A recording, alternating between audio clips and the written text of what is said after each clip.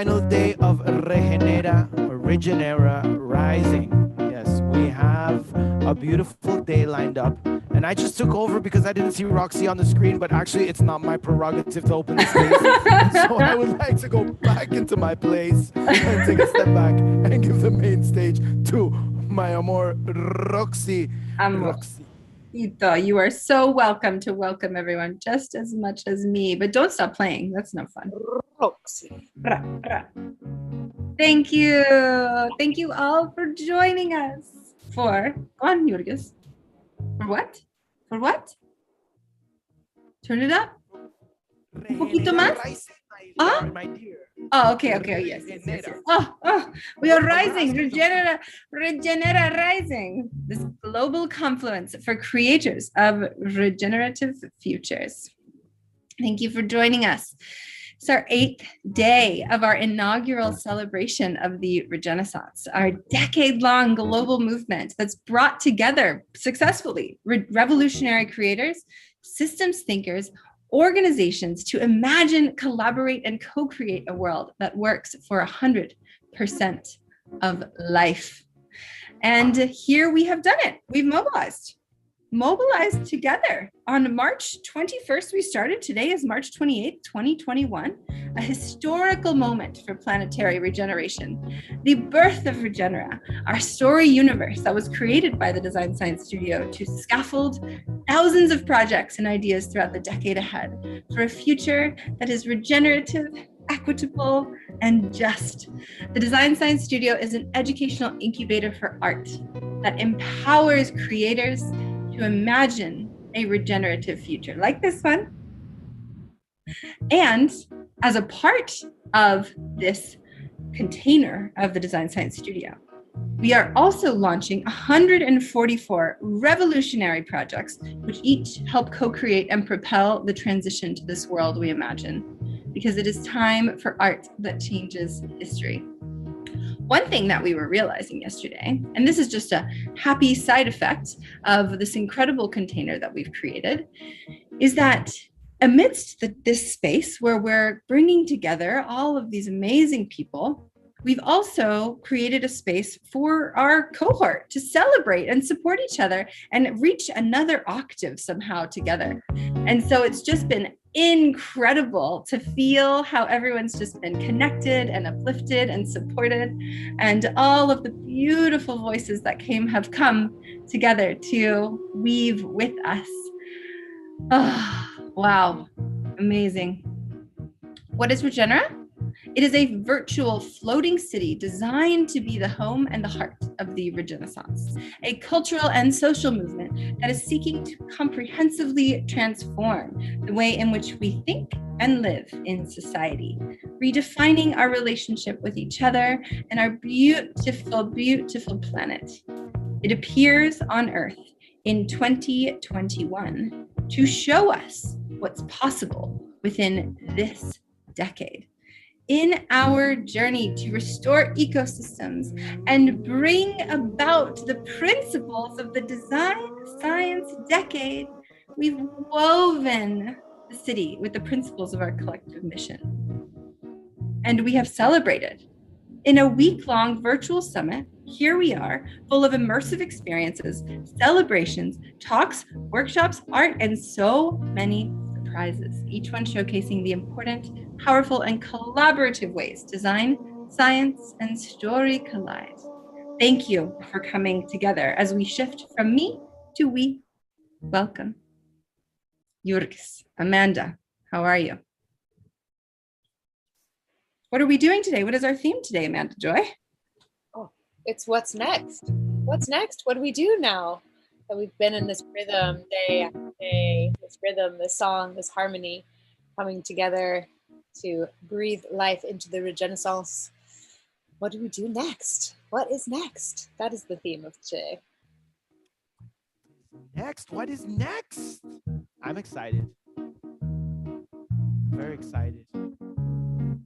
And in part because I realize that I'm with a group of individuals in which I believe so fully and completely.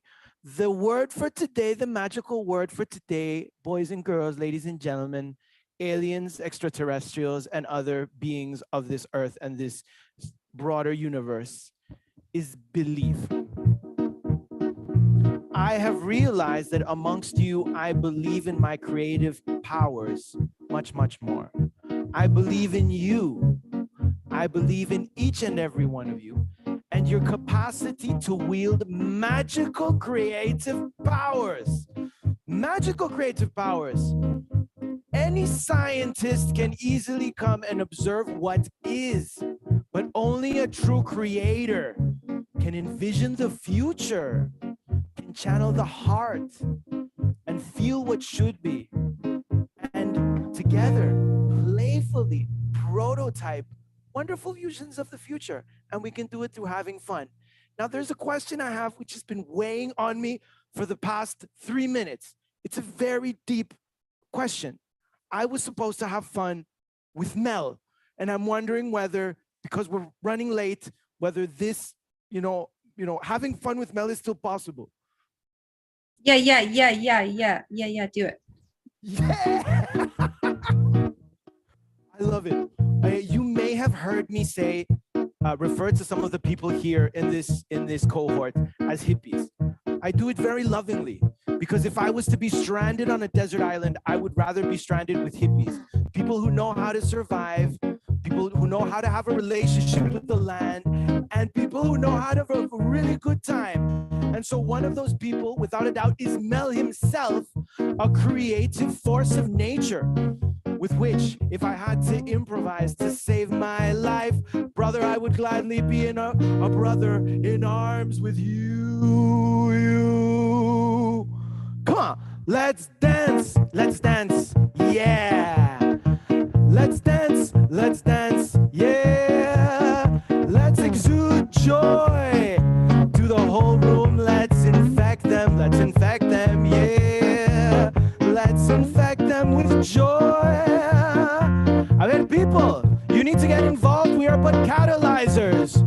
We need to hear you people make a happy noise. I don't know. Yeah, we need to hear you people make a happy noise. We need to see you get involved. That's right. Because I have no qualms in saying that although we are not a spiritual cult, our religion, Mel, come here. I need to get your seal of approval. Come closer. Our religion is love. If I could get a yes sir or a yes ma'am or some kind of affirmation from you to know that this is okay to say. Our religion is love. Yes, sir. Oh. Yeah. Emphatically, yeah. And so I would like to open this beautiful space with a song dedicated to all the love warriors out there who know and understand that love is not easy. It's not for the faint of heart. It sounds like this. Yes, sir. Son of day bastard, son of day bastard, child of night. I was born into the dark, conceived in endless light. I am a ripple on a tranquil lake, a patch of icy calm in cataclysmic wake. Love warrior, a hippie in disguise, of unassuming form, of undistinguished size. You are a love warrior, 5 fingers in the air, clenched into a fist. Pretend that you don't care. You are a love warrior. Oh, love warrior. Now this is a call to arms to all of you who believe that love is the answer, and all of you who demonstrate through love that it is a transformative force. So I would like to see one fist in the air from all of you, like true warriors. Chuk. And when I sing Love Warrior, I want you to put that fist in the air and reply, oh, oh, oh, oh, oh, oh. Ready? Here we go. Let's see how it goes. 1, 2. You are a love warrior. Oh, love warrior. Whoa, oh, love warrior. Whoa, oh, love warrior. Whoa, oh, oh. Everybody.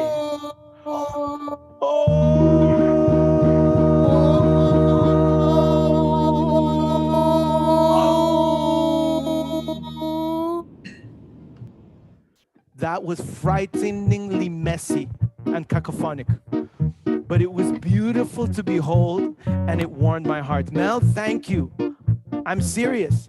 If I had to fight a creative battle to save my life, I would put you in my ranks, or I would gladly be in your ranks. Let me put it like that.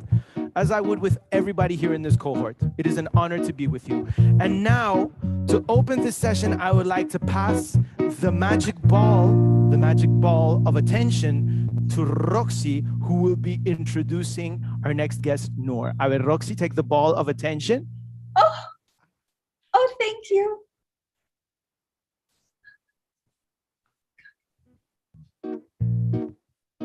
Oh, this band of merry warriors for the light. Oh, hold on. Stephanie, turn your volume down. Okay, so I have the honor of introducing one of my favorite love warriors, activists, and artivists I have ever known, who I get to call a dear friend, and he was a revolutionary creator before the Design Science Studio and far after it. Noor, my dear Noor Tome, a French-Lebanese nomadic illustrator, designer, and activist who creates music-inspired prints for her shop, Draw Me a Song. She has created this experimental project that explores the fusion between music and visual art. This is some of her past work. She's been living nomadically since 2016, traveling while working as an independent illustrator and designer, working with nonprofits and social and environmental initiatives, passionate about using art and creativity as a tool for social change. And she has been currently exploring visual art that helps connect people to nature, but this is not all. She has also been doing this incredible project for a long time now, going on, I don't even know, over a year, multiple years maybe, creating art that is empowering the history of our amazing women in the world throughout history, telling their stories, which has proliferated again and again and has brought this beautiful union between empowering the feminine and immersive experience and the environment and the future of all life through her art. And she's going to share it with us. And she shared it with me the other day. And I wept because of how incredibly profound it is, your work. I am honored and I love you. And thank you for sharing your art, your heart with us today, Noor. Thank you so much, Roxy. Thank you. I'm just going to share my screen.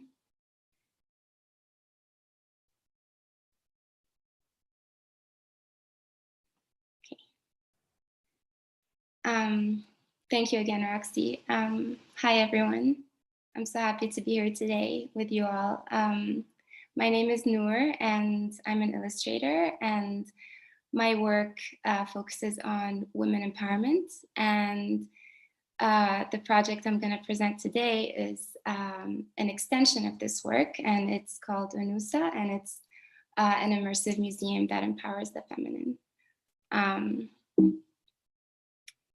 So a lot of the complex environmental and social problems that we're facing today, it's becoming very clear that we cannot solve them without a radical inner spiritual shift in the ways that we relate to each other, to ourselves, and to the world. I love this quote by this climate change advisor who says that he discovered that the top environmental problems are not biodiversity loss, ecosystem collapse, and climate change. It's so much deeper than that. It's selfishness, greed, and apathy. And scientists don't know how to solve these things. And so one of the solutions actually to solve these problems is empowering women. It's one of the most high impact and cost effective ways to solve climate change. It's the the number 6 solution in Project Drawdown, and actually it becomes number 1 solution when it's paired with another solution, which is voluntary family planning. So empowering women and girls can be a very powerful way to build a safe and prosperous future for everybody on the planet. And beyond just the scientific proof of that, so many anthropologists and spiritual leaders are looking at the feminine perspective and women's spirituality to look for answers to these problems that we're having. So human and planetary healing depends on all of us, not just women, but people from all genders, to reconnect with that feminine power in us and collectively heal the planet by raising our feminine energy. So the vision for this project is that UNUSA is an immersive museum that amplifies feminine ways of being and relating to ourselves, each other, and the world by using immersive theater, art, and storytelling. So in this space, you basically get to meet all of these iconic women from history, or like actors playing these characters, and you get to interact with them and learn from them, and they invite you to practice feminine ways of being. So UNUSA it's a space of, first of all, practice. So for people to come into this space, explore, practice, and embody qualities and principles of the feminine. It's also a space for people to come into connection with themselves, each other, and the planet through the practice of these ways of being.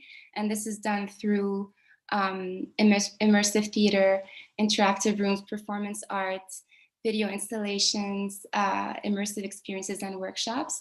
And it's also a space of education. So it's also a library, a cultural center, an archive of all the knowledge of women, of femininity, and it's a museum of women and a space of tribute and reverence to the feminine. And this is done through a physical and virtual library, museum, exhibitions, talks, and workshops. So the space, basically, it has two layers. There's one kind of permanent layer, which is the physical space that has continuous content, and that's the immersive museum part. So you get to walk around the space and discover and explore and learn about all these women through art installations, exhibitions, and it's also a cultural center and a library, and there are temples in this space as well in reverence to different facets of the feminine. And then on top of that, sometimes the space becomes activated with immersive theater. That's the immersive theater piece, where there's a performance happening in this space, and there's characters, there's actors playing the different women, and you get to meet them and interact with them, and that can happen in several ways. So one of the ways that this immersive theater happens is that you witness reenactments of historical events. For example, you're walking and you see Rosa Parks getting arrested at the bus, or you see the suffragettes walking and campaigning for women's rights, or you see the moment where Marie Curie is discovering radioactivity. And some other ways where this is done is an experiential workshop. So you walk up to a woman like Frida Kahlo, for example, and she's painting, and then she invites you to paint with her. So you get to learn a skill from her. And there are also art installations and exhibitions and workshops. So the space is divided according to feminine archetypes. So there are 6 feminine archetypes, and the women live in these different spaces. And each archetype invites you to embody an essential quality. And then when this essential quality is practiced at scale, it has a result in the world. So for example, the mothers of the world, the mother archetype, they teach us compassion. And when we practice compassion at scale, this leads to a more interconnected, interdependent world. The warriors of the world, which are the activists and the fighters for equality, they teach us resilience. And when we practice that at scale, it leads to a more equitable world. And each archetype has specific qualities and a guiding principle, like a mantra, and the energy is felt in different places of the body. So I'm just going to go through the archetypes quickly so that you can see more who are these women and what they're teaching us. So the mother archetype, the guiding principle is I nurture and love all beings unconditionally and protect the most vulnerable. And the mothers of the world, they are the protectors of nature, the protectors of humans, of all beings, and they teach us compassion, and they protect the most vulnerable. And they lead us to understand that there is no separation between us and others and the planet. So these are Mother Mary, Mother Teresa, Princess Diana, these women from the Chipko movement in India who protect the trees when bulldozers come to bulldoze them. Harriet Tubman, the indigenous women who protect the Amazon. And then there's the queen. The queen archetype is, these are all the political leaders, the queens, the entrepreneurs. They're all the leaders that lead with integrity and that care about the collective. And so they use their power and their wealth to serve rather than serve themselves and just their own individual benefit. They think about the collective, and they lead with grace and fairness. And then the wise women, they teach us to reflect it. These are all the philosophers, the scientists. And something I forgot to mention is that the different spaces also reflect those qualities. So for example, the mother space is very nurturing. It's all about cocooning. You feel you want to be held in that space. In the wise woman space, because it's all about reflection and science, it's more of a quiet space of reflection and mindfulness, where you're invited to sit with yourself and reflect. And the wise women teach us to think deeply, to think critically about the world. And they inspire us to journey up inwards.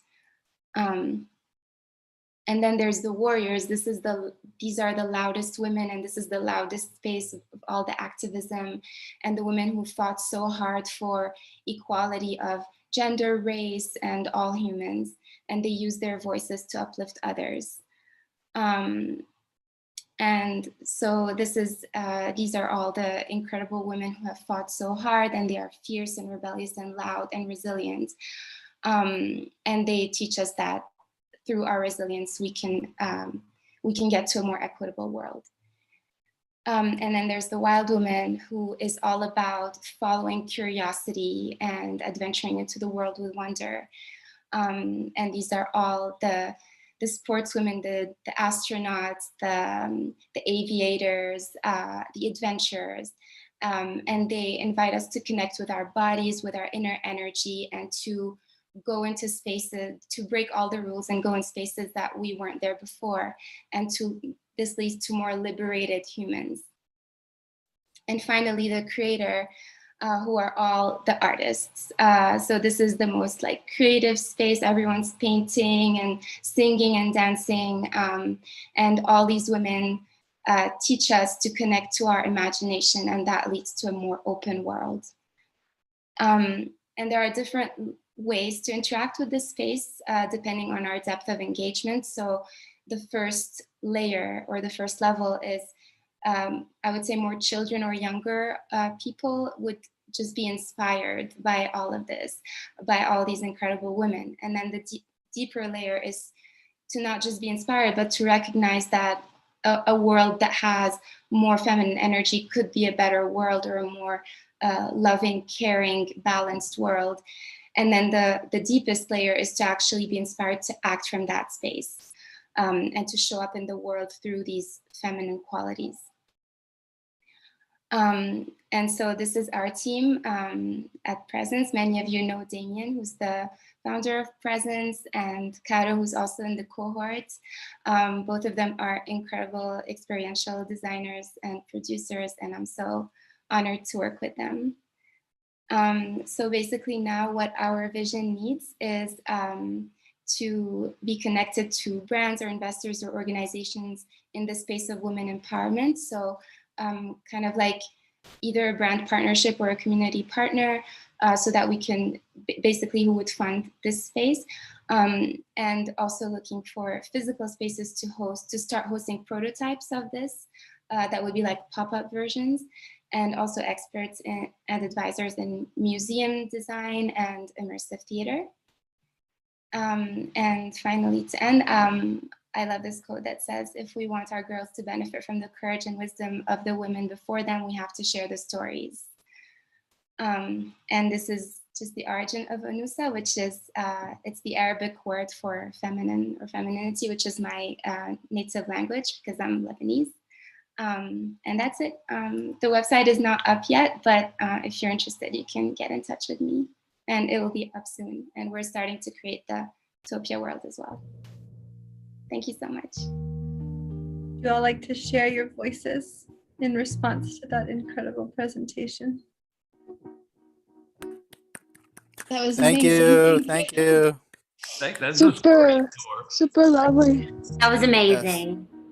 Thank you. I can't wait to come and bring. I can't wait to come and bring all the women and all the young girls I know, and I just think it's extraordinary. And what a beautiful, beautiful, beautiful presentation! Just a terrific presentation, so clear and beautifully illustrated, and that was terrific. I'm very moved, very moved. Thank you, Maxie. Thank you so much. Thank you, Noor. Oh, I'm so excited for this to reach the ends of the earth, where all of the women and all of the feminine can feel the ripples that this will create. Love you. And if you all haven't ever checked out Noor's art in general, she is also vegan and an incredible activist and makes a lot of really beautiful prints that you can buy and share with your families to protect our little kindred creatures. Love you, Noor. That was amazing. Proud of you. Thank you, Noor. It was beautiful. It was very interesting because Roxy, when she told me about your presentation, she started crying. So now I know why. It was truly beautiful. Thank you for that. And now I'm a little bit envious of Mel. Just a little bit envious of Mel because he is going to get to introduce one of my favorite people in the whole entire universe. Oh. He's gonna get to introduce this amazing community builder, curator of art extraordinaire. I'm envious. I'm envious. Okay. Well, this is Captain Noah speaking, and I'm very glad. I'm very glad to be here for the launch of the ship. Of course, why wouldn't I? We've been preparing for 8 months in dry dock, and everything is about to happen. Everything's going on one way or another, and I'm just so excited about everything. And I'm excited to introduce Megs Rutigliano. Yes, she's the founder of a global. What? What did he say? Rutigliano. Okay. Well, Hi. Well, I thought maybe I was next, but Jurgis, I didn't want to assume that I was one of your favorite people, but I was hoping that meant me. Okay. Noor, I just want to commend you. I found your presentation unbelievably inspiring. I'm in Detroit. We have a lot of raw spaces, Noor. So come here. Let's prototype. We've got a lot of to the hinterlands. I've been to the hinterlands in Detroit. Yeah. And Noor, I have also a background in voiceover acting and broadcast. So if you want support with bringing any of your characters to life and doing any of the storytelling or not illustrating, kind of scripting what the stories and the dialogue could be, I would love to partner with you in some way, Noor. So Great. Thank you for sharing that. I'm just going to let you take it over. Run with it, Meg. All right, but I have to interject, and so does Jurgis. We have two Jurgis, you go first, and then I'll interject. Go. Power of attention. There you go. Okay.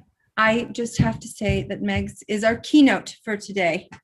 And she is also one of my dearest friends and mentors in many ways. She and I worked together at the Burning Man organization for 4 years. And she's amazing, and I don't have enough good things to say about her, but I don't want to take any of her time because I want her to be able to share. But she is a beacon of inspiration in this world. Aw, thanks, Rox. I love you. But no, I want to interject now. If everybody's interjecting and saying beautiful things about you, well, then I'm going to take my turn as well. You are an amazing cook of human capacity, creativity, and just delightful personalities. You know the ingredients, you know the proportions, you know how to stir it right, and you're not too much, not too little. You know how to bring it to a simmer and sometimes to a boil. You are a true magician, sorcerer of building creative communities. So I think really everybody turn up, the volume, disconnect your other social media, and really, really take the time to listen to this magical, wonderfully creative being. Got it? There you go. Well, I thank you so much, and I'm really inspired by the work of Regenera and the Regenaissance. And so, what I want to share with you today is the narrative that I came up with for a recent convening that I hosted just a month ago, where Roxy came and spoke, and we called it the Regenaissance. So very much inspired by the clever turn of phrase that you guys have espoused with the Regenaissance, and we called it the Regenaissance. And what I aimed to do with the convening, which we held in the end of February with my new company, Globally Curated, and we're proud partners with Regenera and with Design Science Studio. And I very much want to complement and collaborate on projects with you all moving forward. But what I attempted to do in creating Regenaissance was to really meet the audience and meet the participants at the intersection of genres. Because my hypothesis was that even in the midst of all of the sadness and societal collapse and constraint and anxiety around the global pandemic, that the soil was actually very fertile for people doing really meaningful personal reinvention, introspection, and also pretty groundbreaking pivots as creatives and as professional creatives in the world. So we looked at reinventions in fashion, visual arts, the music industry, performing arts, and really came up with, as we did it in a kind of iterative process. We programmed the people, and then I worked with an illustrator whose work I'll share with you in a moment to really think about what the key ingredients were in the universal story about the Regenaissance. So without further ado, I'll share my screen here. So this work was created collaboratively with my friend and illustrator from Amsterdam, Isabel Hurl, and she and I have worked together on a few different conferences. But what we found to be universal themes across the pandemic were feelings that artists were having across the board: cancellation culture, a really deep sense of unpredictability, financial insecurity, isolation, and a kind of coping and having to cope with the new normal. But as we looked deeper, we found that some amazing things were happening. Roxy came and spoke, as I said. Here's the sweet illustration of her presence with us. And she got people really excited about this particular week. But here were some of the things that we found. I'll take you to our bright future. Our journey took us from the dark winter over here through a process of reinvention, cross-pollination, resilience, engagement, activism, or artivism, as it was called, came up a lot of times, to some of the key takeaways and values that we saw. So some of the things that we recognized were that the focus really for artists shifted from a sense of always having to be delivering output or product or having to sort of rush to fill their Instagram feed with the next creation, to really thinking about the values behind what they were doing, whether the process was collaborative and involved others. So one example of this is Mama Fu from San Francisco, California, runs an amazing performance troupe called Fu Fu Ha, and they dazzle audiences across the world and really have a flair for the dramatic and the clown and silly. But rather than just focusing on output and their shows, because now they were also locked in quarantine, Mama Fu, who's also a psychologist by trade, took her time to really look at what was the process and the underlying philosophy and motivation that she had used over these 20 plus years cultivating this clown performance troupe. And so she started to do workshops on the inner fool and cultivating and being in dialogue with your inner trickster. We also saw that there was a sense of togetherness that usually doesn't always come through when you're really focused on pulling off a big production or really trying to make an event happen or produce a film. For example, Kay Burke, who runs the House of Yes in New York City, found herself really focusing on facilitating activities amongst her staff who didn't have a nightclub to show up at every evening, and started an art club designed to really keep the staff feeling together and feeling engaged. So not only was there a sort of recognition and respect for the individual, and that they're not just the sum of their productivity and output, but really that by caring for the whole person, that's a way to keep things moving forward. And that was definitely evident across the board. Also, through the tech community supporting artists and culture, artists were really able to scale their impact.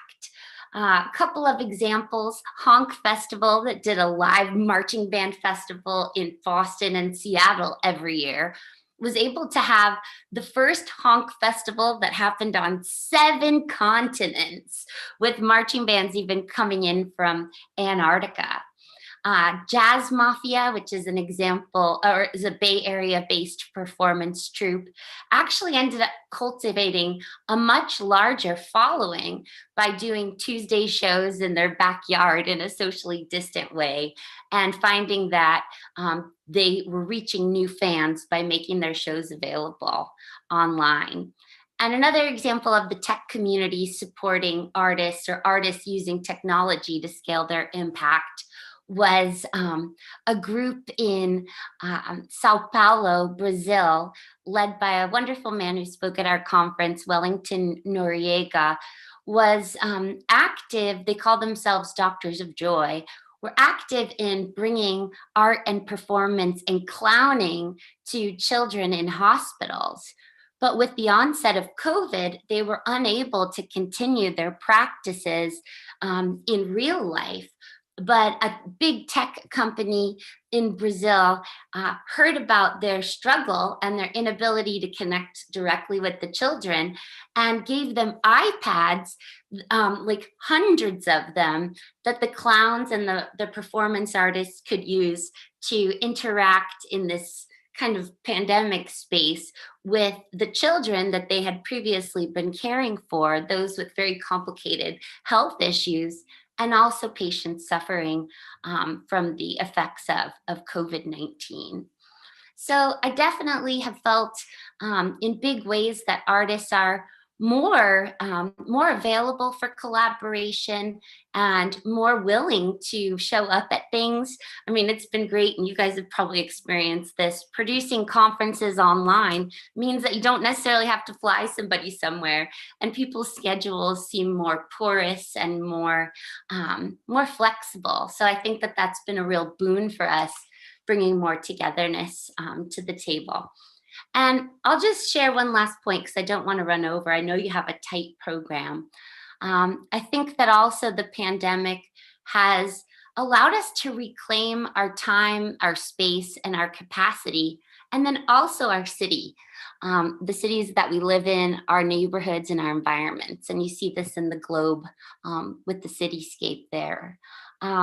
Dadara, who's an artist from Amsterdam, he's done big works at Burning Man and at festivals across the world, came and shared with us that he's really fallen back in love with Amsterdam and loved the feeling of the empty streets, actually, and started to use those empty streets as spaces for socially distant performance and different ways of engaging and surprising people in their everyday.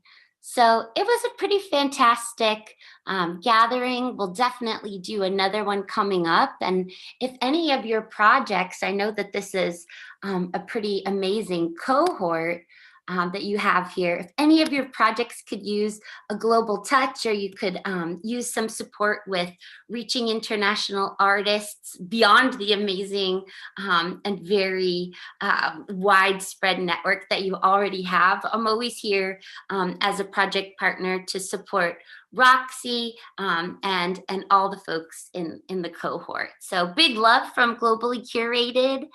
Super excited to hear about the rest of the projects, and this is your invitation to join us, of course, for the next Regenaissance. Great, Meg. This was terrific. This was just terrific. Everything about it, it was informed. The captain has been working in a cruise, remodeling a cruise ship for micro venues. You know, awesome! The various artists on the DSS Fuller. Captain, that's amazing. Totally.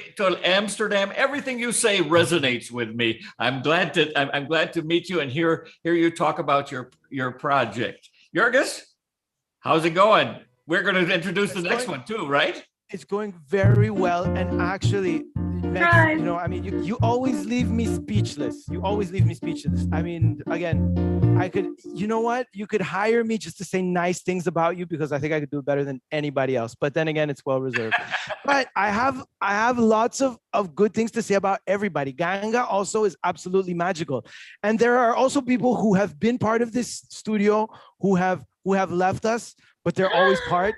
I like to say that DSS is a little bit like Hotel California.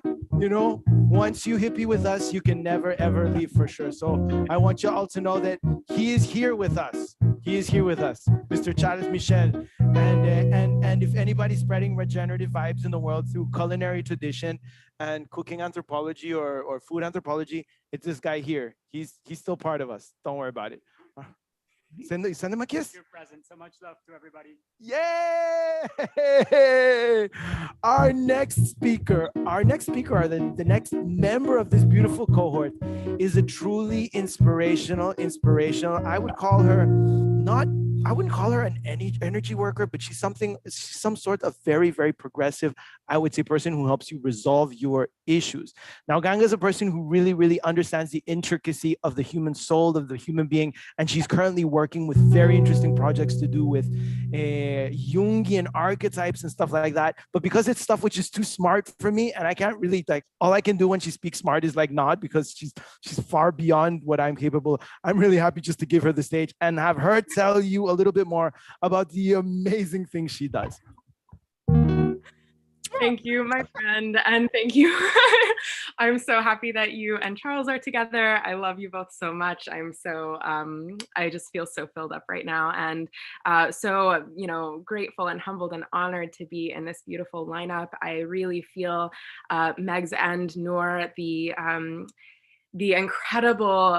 incredible way that I feel the nature of the work that we're presenting today all comes from the same place, and each of us in our own ways have been really deeply nurturing our own skill sets and our own resources, and what we are uniquely, each of us, here to do throughout our lives, and we're all in an experience of birthing and culmination and bringing to life what is uniquely and specifically ours to do, and I'm feeling that more vividly than ever before right now. So I'm really, really happy to be presenting today. So I will go ahead and share. Oops, that is the wrong window. Just one moment. Okay, let's try this one more time.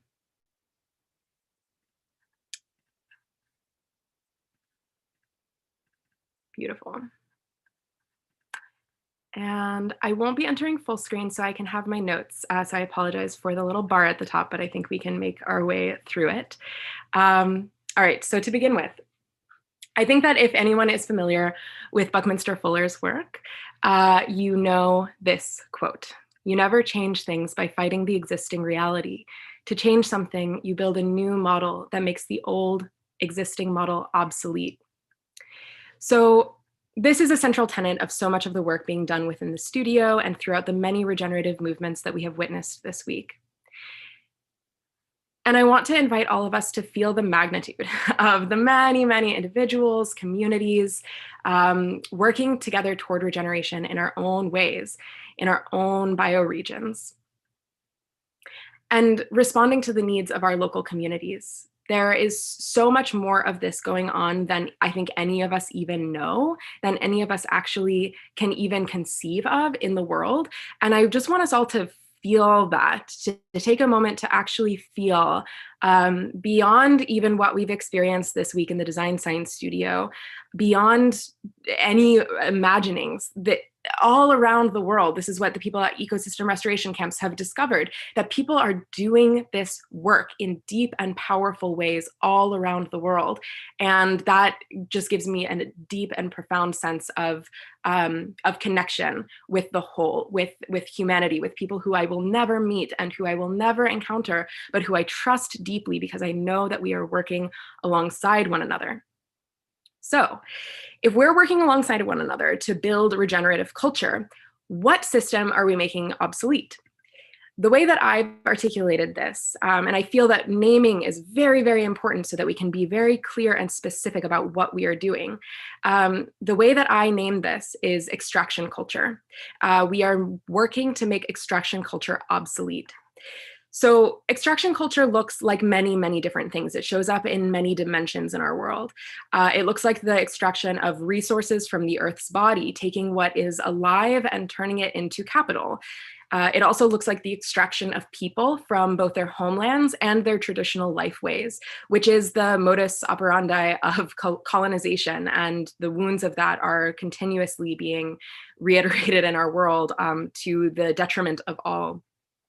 It's also the extraction of vital life force from humanity, as Audre Lorde so brilliantly explicated in her work, The Uses of the Erotic as Power, as really understanding the ways that the patriarchy takes erotic life force away from all of us and strips us of all of this, but especially women and people who are conditioned by through femininity in this culture that we live in. It is also the extraction of labor from the working class, etc. You know, there's a lot of different intersecting framings of analysis of what the core roots of the problems are in our culture that have led us to this moment of so much horror and so much devastation and so much degradation, not only of the integrity of our planet, but the integrity of the human spirit. So yeah, this shows up in many ways, interactional, institutional, and individual ways. So we perpetuate, inadvertently, often, extraction culture in subtle ways, in ways that are pervasive, and in ways that are reinforced both by our conditioning and the restrictions of our dominant culture. And if you love and know Buckminster Fuller like I do, you may also be familiar with this quote, that integrity is the essence of everything successful. So I want to explore a little bit what integrity isn't, and then a little bit of some ways of thinking about what integrity is. So integrity is not perfection. It is not static. It is also not prescriptive. These are really important things. I think sometimes when people bring up integrity, some people get almost somewhat defensive and uncomfortable because maybe they feel like they're being called out on not being perfect. But integrity is something that is so central to the health of anything. And some of the definitions of integrity, I've spent a few years going around the world, anytime I'm around groups of incredible people, asking people, what does integrity mean to you? Because I don't think there's just one definition. So some of the responses that I've received that I really love is that, integrity in its most basic definition is about wholeness. And I love what you were just saying, Megs, like whole people make whole systems. We have to attend to our wholeness. Integrity also means that there's coherence between our values, our words, and our deeds. So our actions, the Buddhist framing of this is body, speech, and mind. And there's a lot of different ways of framing this, but making sure that there's coherence and integrity throughout what we say is important to us, what we experience, what we actually experience as the central values of our operating system for each of us, and then what we do in the world, the choices that we make, the actions that we take. Another definition that I really, really love of integrity is not pushing. And, we can look at this from every level of looking at integrity of the universe, from the place of, the way that our solar system is held together, the integrity of our solar system and our galaxy is held together by gravity, not by things being pushed apart, but by things being pulled together by universal centropic forces. And we experience this on a biomechanical level as well in our bodies. It's not pushing anything. Our muscles and our fascia all operate actually through a pulling function rather than pushing. And there's many, from the scale of the human body to the scale of our galaxies, we can observe that the integrity of living systems comes from not pushing. It comes from magnetism. It comes from, and I believe that when we are in integrity, we are magnetic, and we attract to us the people and the projects and the opportunities that allow what we are longing to do in the world to arise. So this is very, very important to all of my work, and I just really wanted to create this foundation, and ask the question, if integrity is the essence of everything successful, and we are so committed to the success of the regenerative work that we're doing, then how do we nurture integrity within ourselves, within our communities, within our larger organizations, all of this? So I'm driven by this question in everything that I do. I work on many different types of projects. I work on many different levels all the time, but this is something that is the through line in all of my work. And in fact, the project that I originally applied to design science with was called Incarnation Integrity, because I was creating a course intended to support each participant into the fullest expression of integrity in their own lives, within their unique life circumstances. What is your race? What is your gender? What is your family circumstances? What wealth do you have access to? What are your unique circumstances, and how can you seek integrity with that? That was my driving question. So my project's name has changed, but the foundational design has actually stayed pretty much exactly the same. So what is my project called now? It is called The Art of Regenerative Living. And it is designed to be a way to enter the new year, every year of the design science decade, through personal inquiry, deep creativity, and the weaving of collective wisdom. So first and foremost, I want to be clear that this is a course, but it's not a class. And I really struggled for a while trying to figure out exactly how to talk about this course. And the reason why I specifically call it a course rather than a class is because course speaks to the movement of water. It speaks to many particles, many molecules flowing and moving together. And that is truly the nature of what it is that I'm creating. So the Art of Regenerative Living is something that happens from the winter solstice to the spring equinox of every year of the design science decade. And this last year we finished it last Sunday. It was beautiful.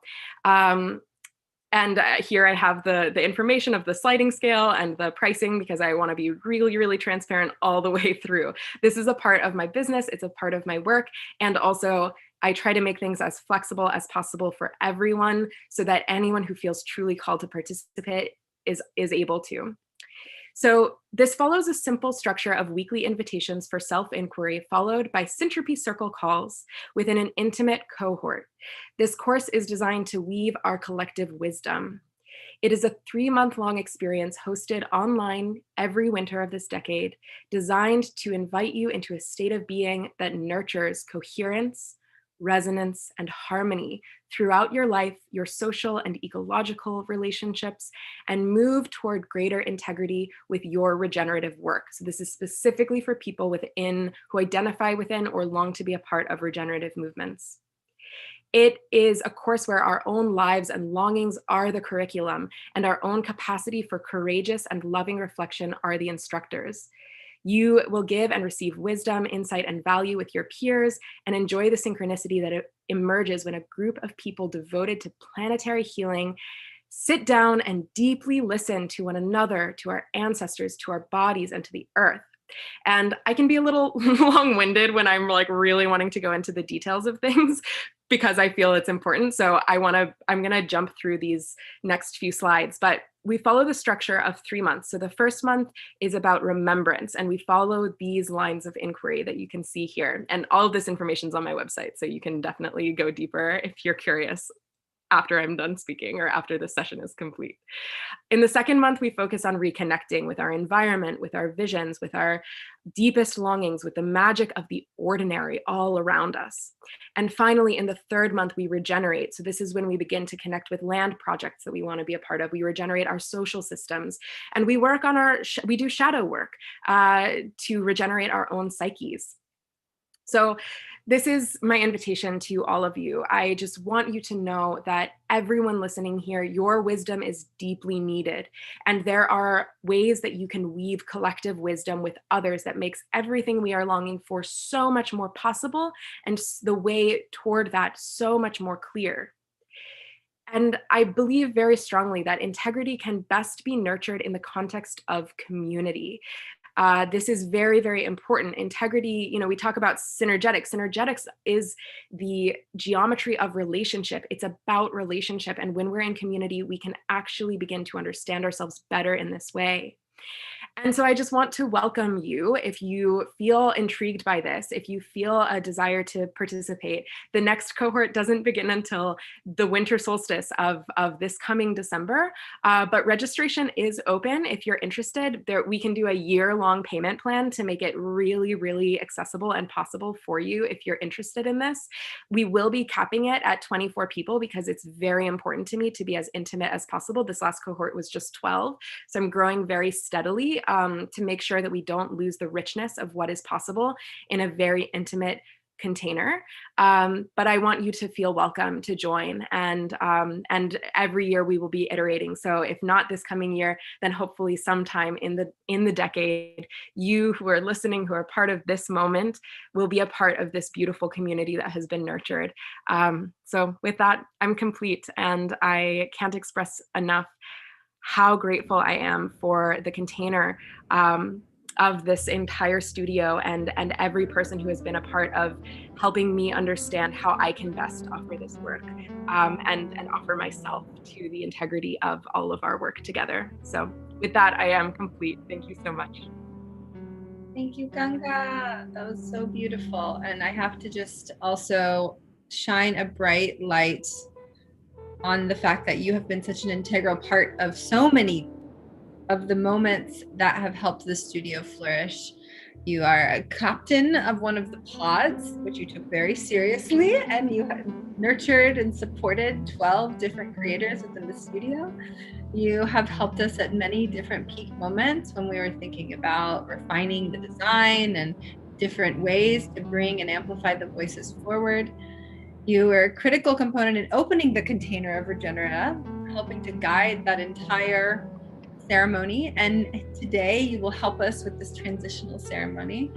And you have continued to take time and write your ideas and refine and offer ways to help really, truly make this decade shine in this collective mission that we're on, which is such a gift. You are such a gift. And we love you so much. I love you so much. And the Art of Regenerative Living, we hope and that it also spreads to the edges of this earth, that everyone needs it. And it's really incredible to watch it flourish. Thank you so much for sharing it today, Ganga. I know that you were supposed to take time off today, so we really appreciate you coming because I think what you just did was nourish and water the wellspring of all of our spirits. Thank you. Mwah. Jurgens? I've started playing kind of like more mellow music just because I found Ganga's insight so mind expanding. Like my standard minor chords were sounding a little bit banal compared to what she was saying. Really, when you want to explore the depths of personality, of humanity, you need to sometimes get yourself into a kind of a deeper mood, which is interesting because right now our following act, which you are going to introduce, is also a beautiful, magnificent musical enchantress who is very good at helping people connect with something deeper. Is that right? Yes, we're talking about Amanda Gregory. Yes, she's been a great member of this of the cohort. She's been at every meeting. She helps us with our breathing, with our operatic voices. Amanda Gregory is a digital opera artist and a facilitator of immersive sound experiences. We've all been the beneficiaries of that.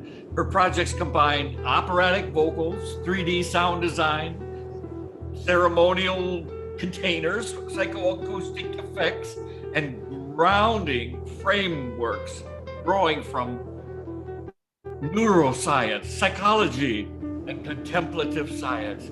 Amanda, take us wherever you want.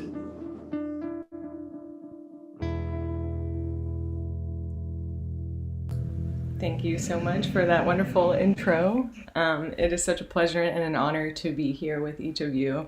I have really enjoyed experiencing your work this week, and I'm excited to share a little bit about what I've been working on. And I'm just going to breeze through a slideshow for 5 minutes to give you a sense of the territory that I'm interested in. And then I will play 2 audio-visual pieces of content that I've actually made in collaboration with 2 people that I've met in the studio. So if you have a pair of headphones, please feel free to grab them. There'll be some EMDR kind of effects that will happen in the videos later in about 10 minutes. So yeah, and if you don't have a pair of headphones, that's totally fine too. This will be the premiere of these pieces, and I'll explain them more when it's time.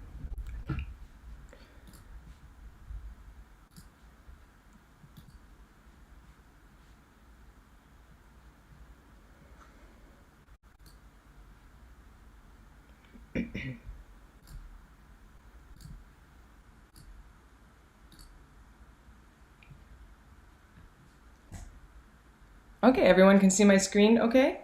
Yeah, we got you. Awesome.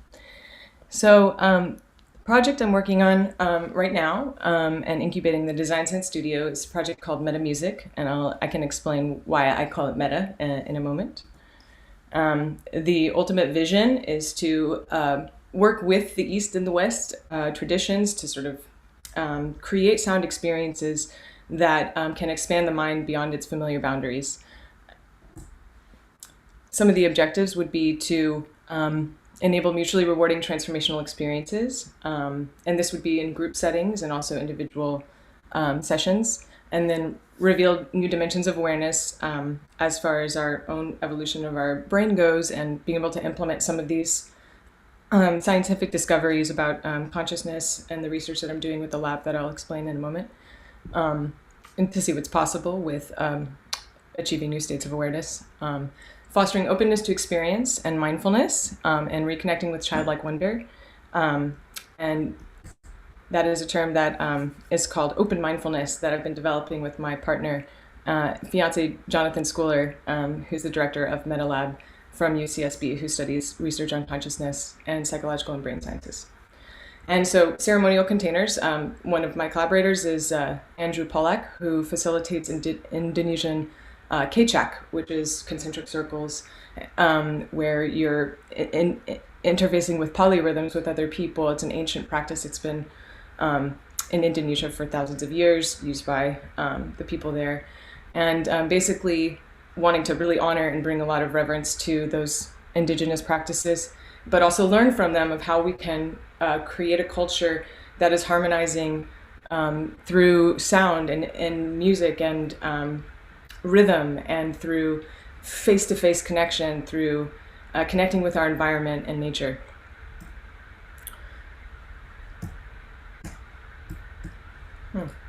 Okay, and then also bringing in some elements of scientifically backed research and informed research. For example, this is Alan Macy. We did a Fourier transform of the crystal bowl, and to see how the waveform actually unfolds and why it would have such a positive, beneficial effect on the, say, endocrine system and parasympathetic nervous system.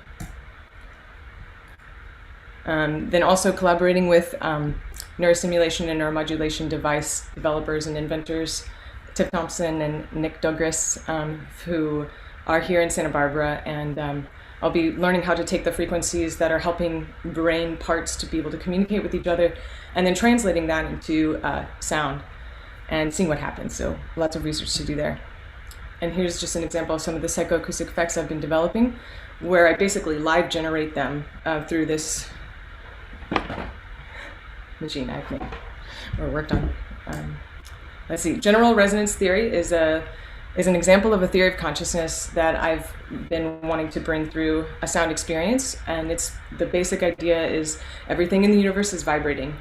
And so if we can work with that principle of vibration, what's possible?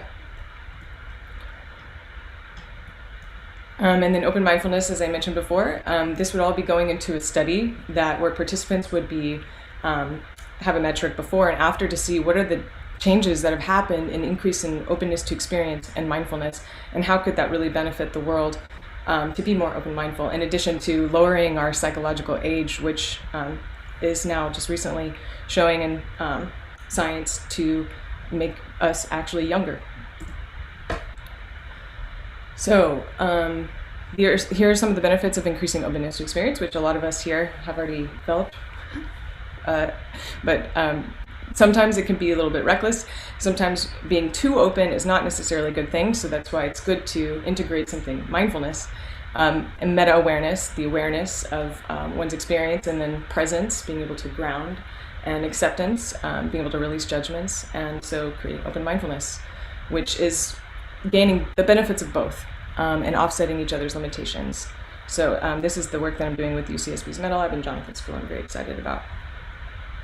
I did a project with two scientists, Paul Ekman and Eve Ekman, who worked with the Dalai Lama to create the Atlas of Emotions, which is a tool online that helps us to become more emotionally aware. And basically, we did a 3D sound immersive media evolution of this project, where I mapped onto my body the ability to control the sound of waves lifting up to the sound of rain, and then morphing to the sound of birds, morphing to the sound of the human voice, and creating a synesthetic experience of the sounds of nature and the human experience and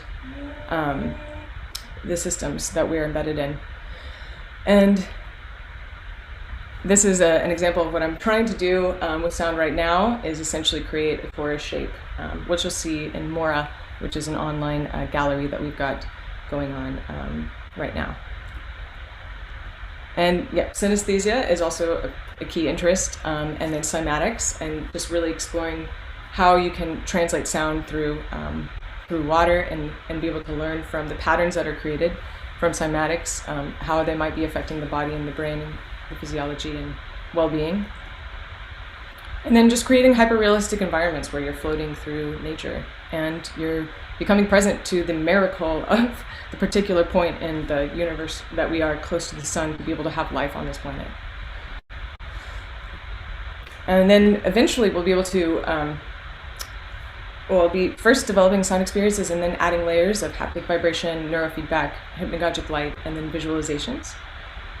And I'm going to go ahead and just show this is where I combine with hypnagogic light, and people reported to have one of the deepest experiences that they've ever had in their life. And this is with 3D sound music by Tom Montaliano.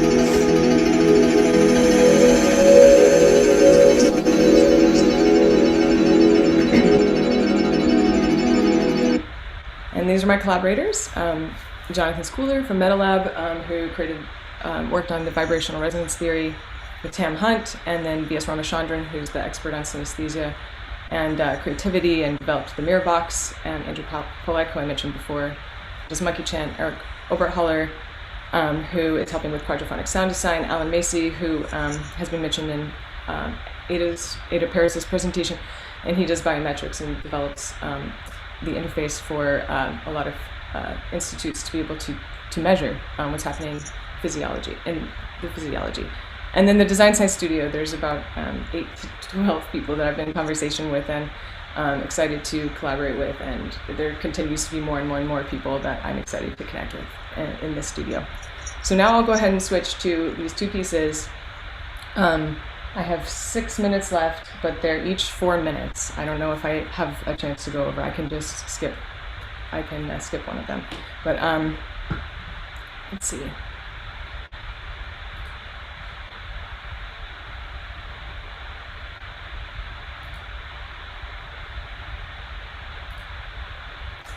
Okay, so I'm going to go ahead and share the first one, which is,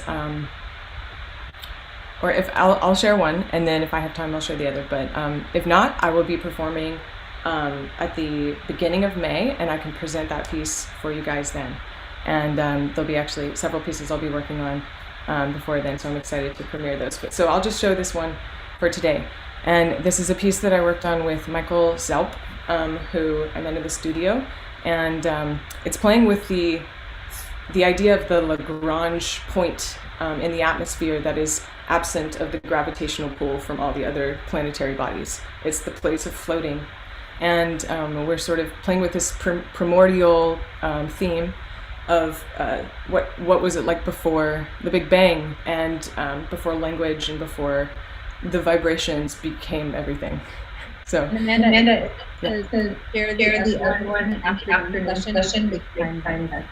Okay, cool. Yeah, I'll show the other one in the afternoon. Okay, so if you have your headphones, now is a good time.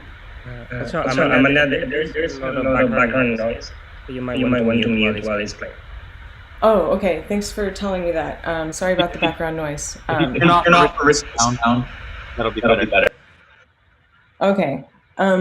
So it's better now. Well, if I turn it on, okay, I have to turn it on for the videos because I tested it earlier and it has to be on, I think. So hopefully it'll work. And Nico, you can give me an okay sign if it's all working fine. And okay, we'll go ahead and play now.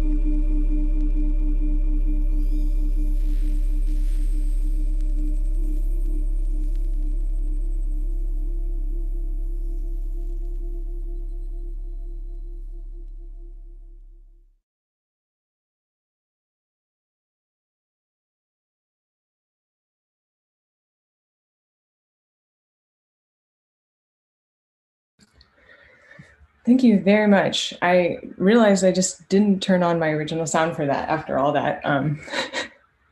But I hope that the sound came out okay. And if not, then I'll be able to. It sounded beautiful. Oh, thank you. Yeah. Powerful. Thank you so much. Thank you very, very much. This team.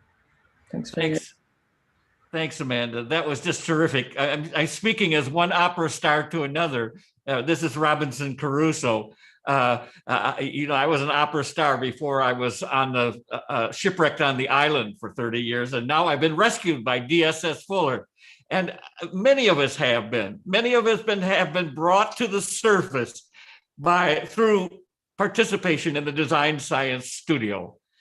Jorgis, let's just keep moving along. This is it's so great. It's a cornucopia. It's a cornucopia, a floating flotilla of cornucopia entertainment and excitement. And let's just keep going on. You've got somebody else to introduce. It's so funny, I really love the diversity of emotions, the diversity of disciplines. I mean, I was listening to Amanda and just like falling into a hypnotic state. It's really beautiful. I mean, even if we take the realm of music, there's so many interpretations as to what music is and what it can do. But I will completely agree that we need more of Amanda, because if people understand that music vibrations are actually healing, then we understand that medicine can be ingested through these things right here and through the vibrations around us. I don't possess that kind of knowledge. That's why we have Amanda. So I'm very grateful that you're part of this cohort here and that you've helped. And I know will help me expand a little bit my knowledge on music and its vibrational abilities. I also expect that people from the Design Science Studio will help me dress better. And if any of them will be able to help me dress better, look a little bit more stylish, in regenerative style, it is Natalia, also known as Tashka. And for me, it is an honor to give her the stage to present her project. Thank you, Jorgis. So grateful to be here.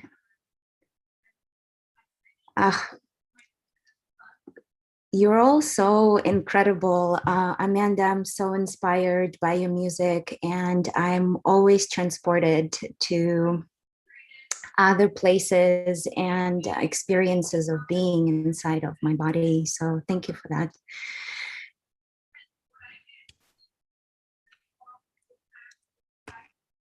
Great. Excellent. Well, do you all see my screen? Not yet? Yeah, we got you. Yes. Oh, excellent. Great. Thank you. For some reason, I am not able to navigate to my first page slide, but that doesn't matter because I will just start in the perfect place to start with gratitude. Gratitude to incredible unions forged by Buckminster Fuller Institute and Design Science Studio and Hub Ritual and UCI Design and Media Labs. And especially I would like to thank the patronage and such inspired and present mentorship of Mr. Mansour Wakili. Let me just take a breath and settle. Thank you, Mansour, for your inspiration and for providing a space and structure within which I could really nourish a deeper understanding of my place in this world through the Living Systems Network and how intimately interwoven I am within it and with all of you.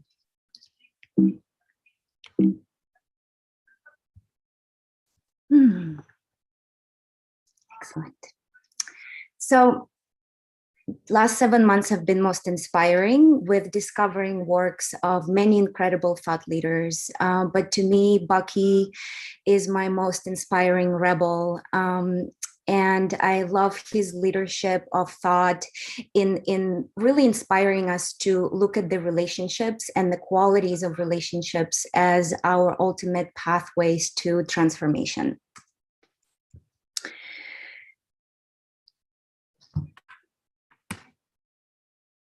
So this particular quote about work of Bucky is really inspiring to me, by Daniel Christian Wall.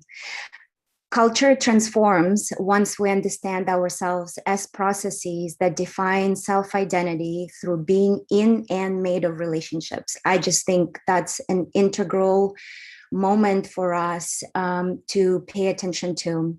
I was born into a strong sense of that world, relationships. My people wouldn't have survived without it. And I believe to this day, relationships to be the main currency of Russia. It was for that reason that most of my family and friends were very skeptical about my ability to move to United States all on my own at age 15. And that shock was still present when I came to see everyone for the first time 10 years later. But my aunt wasn't one of them. She combed through her memories of and turned up plenty of stories of my childhood that highlighted my adaptive and creative spirit. And she later shared with me those stories and told me how they helped her understand that I was always meant to be an explorer and a rebel. One of those stories was about self-resourcing myself in hard moments. And instead of throwing tantrums, I would just kind of adjust to the situation at hand. And another story was about this team of psychologists that came to kindergarten and in the research and asked us to draw an idea of home. So apparently I was the only person who drew my sense of home from inside the home. And I chose that place to be the kitchen. No surprise, it's a place where we all nourished and where we would meet guests, and the place where we all found time for each other every day. And another thing that I did that was unusual, and the only person who did it, was I actually conceptualized and changed details of that surrounding. So instead of using our rectangular table, I chose to design a circular table so that I could not only fit my family members, but also our friends. And that story just kind of reminded me what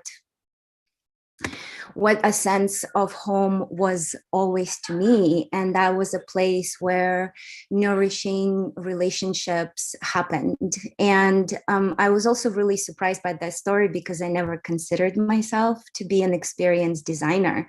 However, I deeply felt how the experience of creating was in turn designing me and revealing myself to me.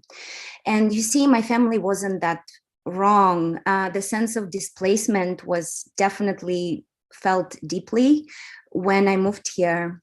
The separation from my culture and my family members, and also the space called home.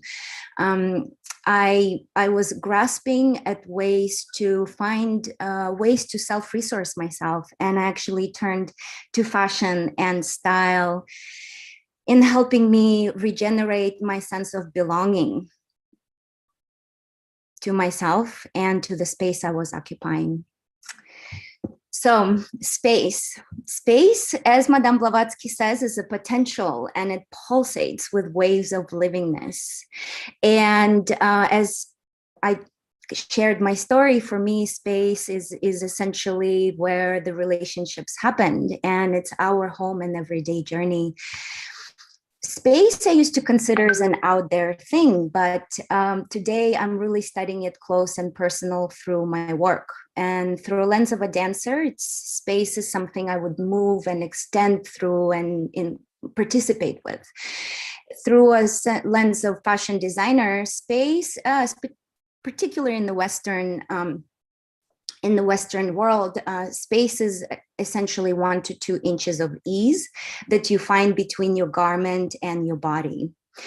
In Buddhist and Japanese culture, however, this sense of space is considered very sacred, and there's a lot of relationship in there and a lot of support that can come from it. So my question to you today is, what kind of subliminal messaging is your body receiving from your clothes, and how much space and ease do you think you need in your clothes to embody life fully? And before you disregard my question, consider items in your closet and consider if you have any items that are living way beyond its life cycle, and consider if you ever purchased items again and what was the decision behind it. And I bet that it wasn't the look, but it was the feeling that you were after and the feeling that you self-resourced yourself with through your day. So this brings me to my project, which is a conceptualization of clothing in desire to synergize our connection to ourselves, our world, our natural environment. We're all living systems.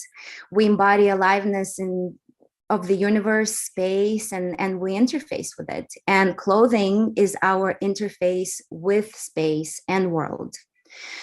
And our skin is permeable boundary. It receives all kinds of information all day long, and all of that information and data exchange is happening unconsciously. However, it's still affecting our sense of well-being. My design methods have always collaborated with nature. I'm a big proponent of learning from nature because it has figured things out. And and as a designer and a creator, I love to be in awe of that. And my work is usually is a process of highlighting what nature does so beautifully. So my project challenges us to participate in designing our future bottom up by reimagining the impact of commodified industries and starting big waves with small ripples of feeling. How can we bring the present moment to us through clothing? That's the journey.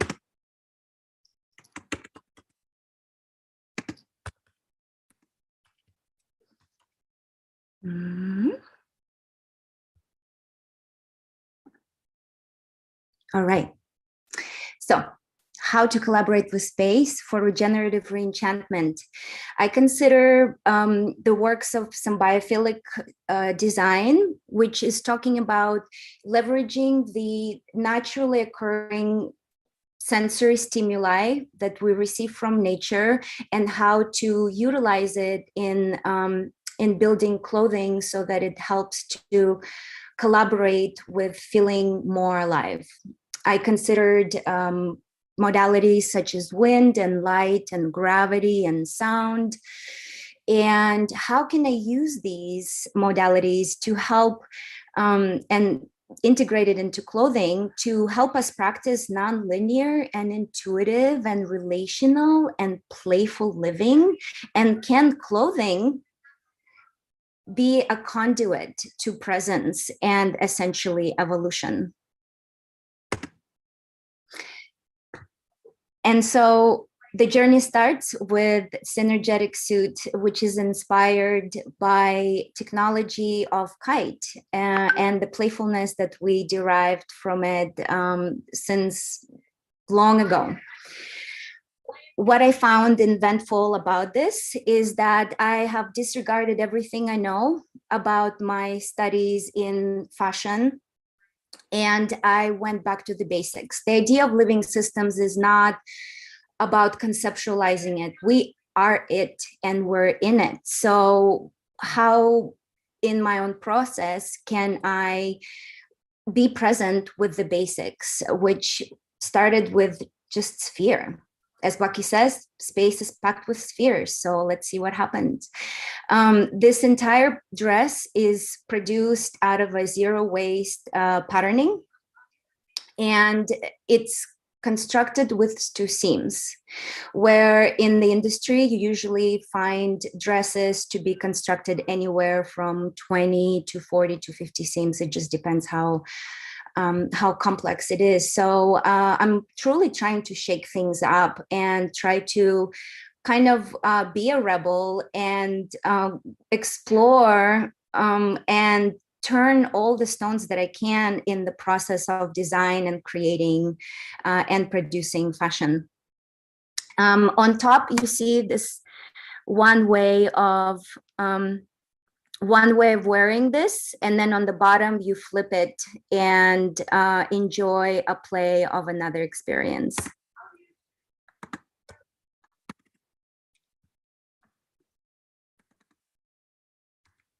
All right. Well, welcome to nonlinear clothing, to clothing that helps you capture the magic and potency of the moment, and hopefully just helps you be present with the beauty of it.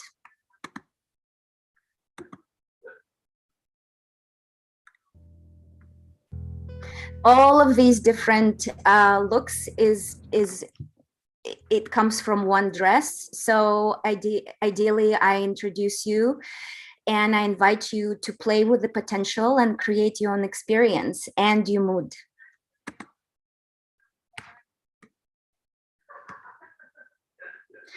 And this synergetic suit is going to live inside a synergetic suitcase that is not just a purse, but it transforms into a skirt and into a dress. And I reimagined the construction of it by using method of laser etching the designs in it, which saves on water and toxicity. Welcome. This is the synergetic suit. It comes with all your needs for space travel and exploration. You get the mask and the eye patch, and then you get to explore your day with it.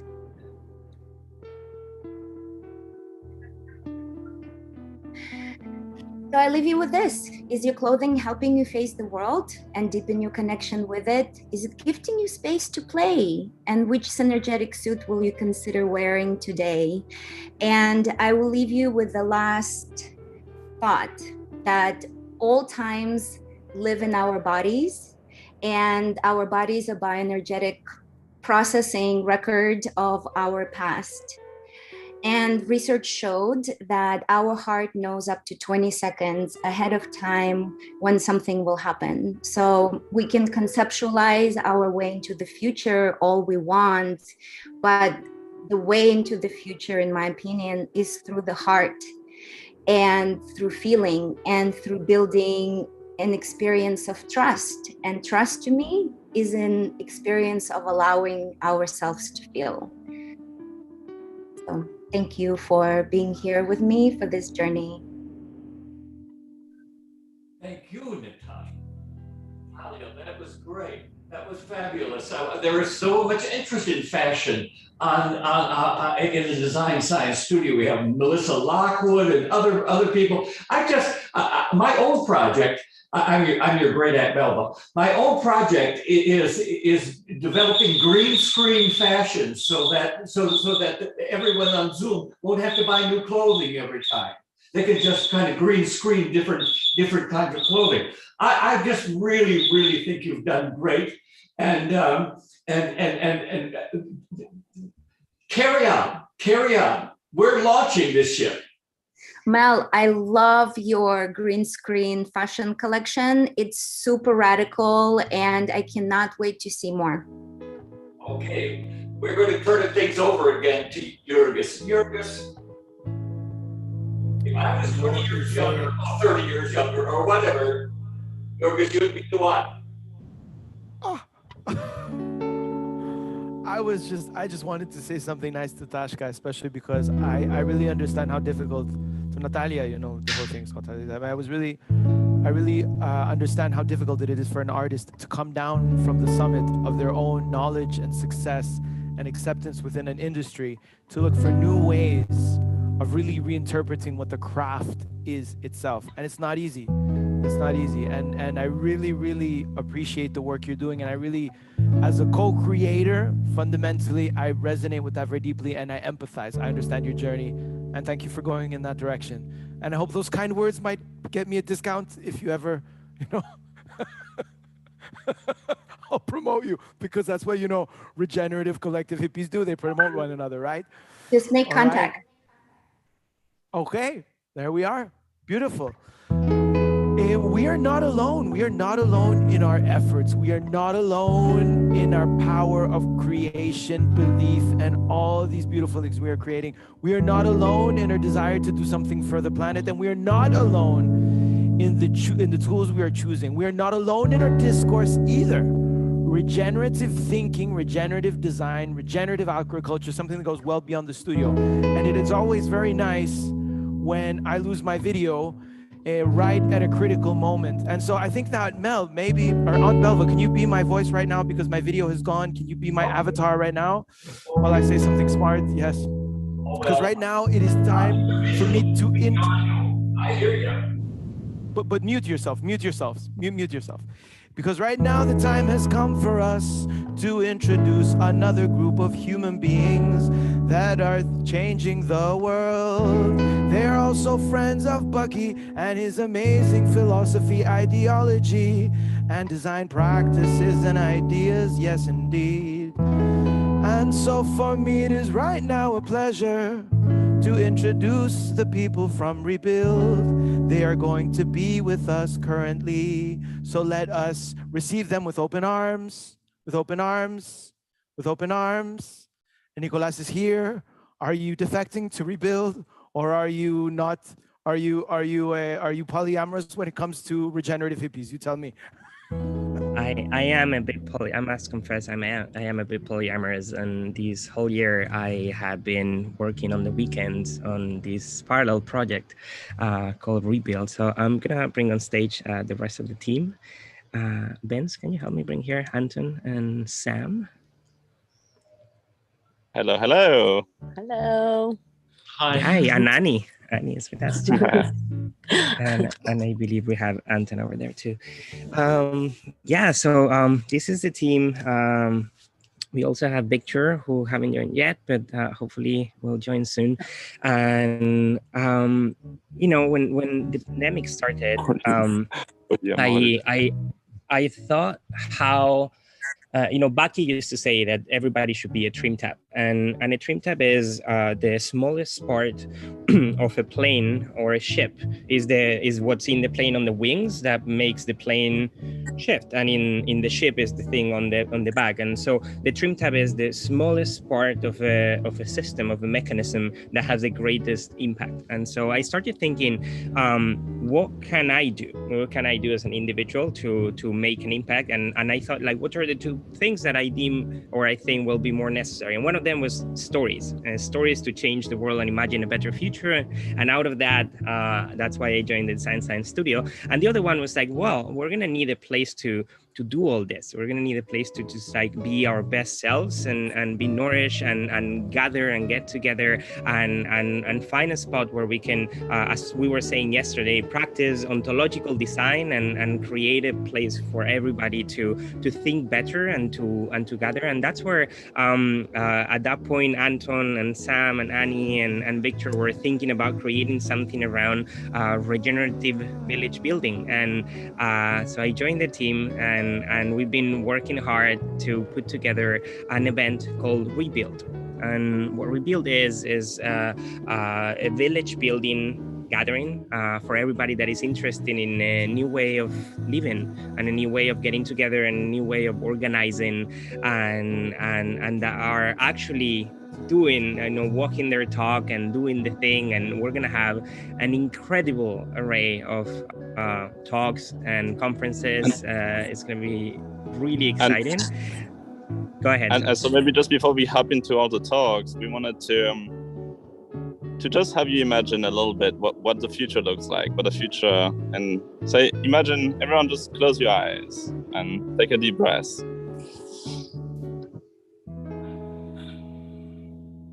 Take a couple more breaths and just transport yourself into 2030, and you're walking out on a plane, and in that plane there's like a little valley in the end, there's some trees, there's a little stream, and you can see that there's a village getting built there, like someone wants to live there, a new community is being built.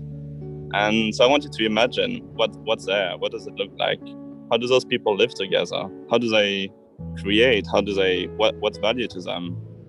And maybe like now anyone that has like a few words that they would like to share what they're seeing, feel free to unmute yourself, and you can just share like a couple of words. So.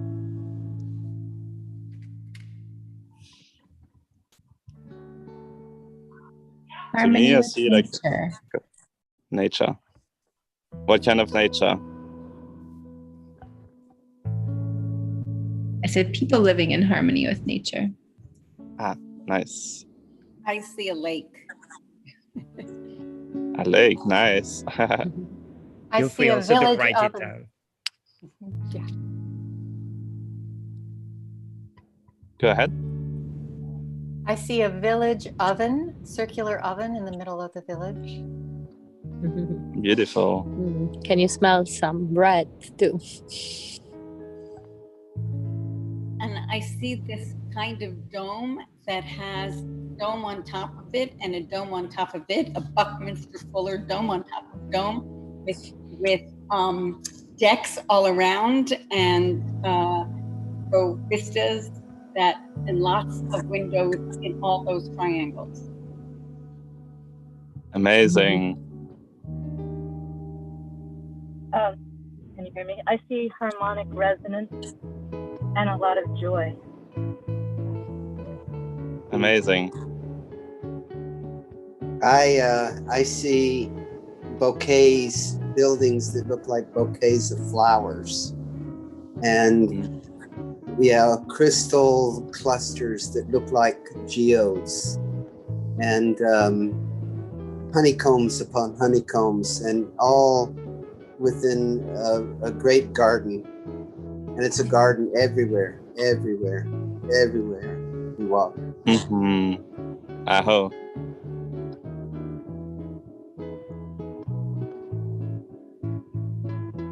To me, I see a group of people sitting down in the grass. There's some strawberries around them, and they're just like eating strawberries from the field directly. And they're just brainstorming and playing, and the whole sense of work has disappeared, and everything is just play and creativity. I see people sitting around the fire, sharing stories, sharing dreams. I see a story in full bloom.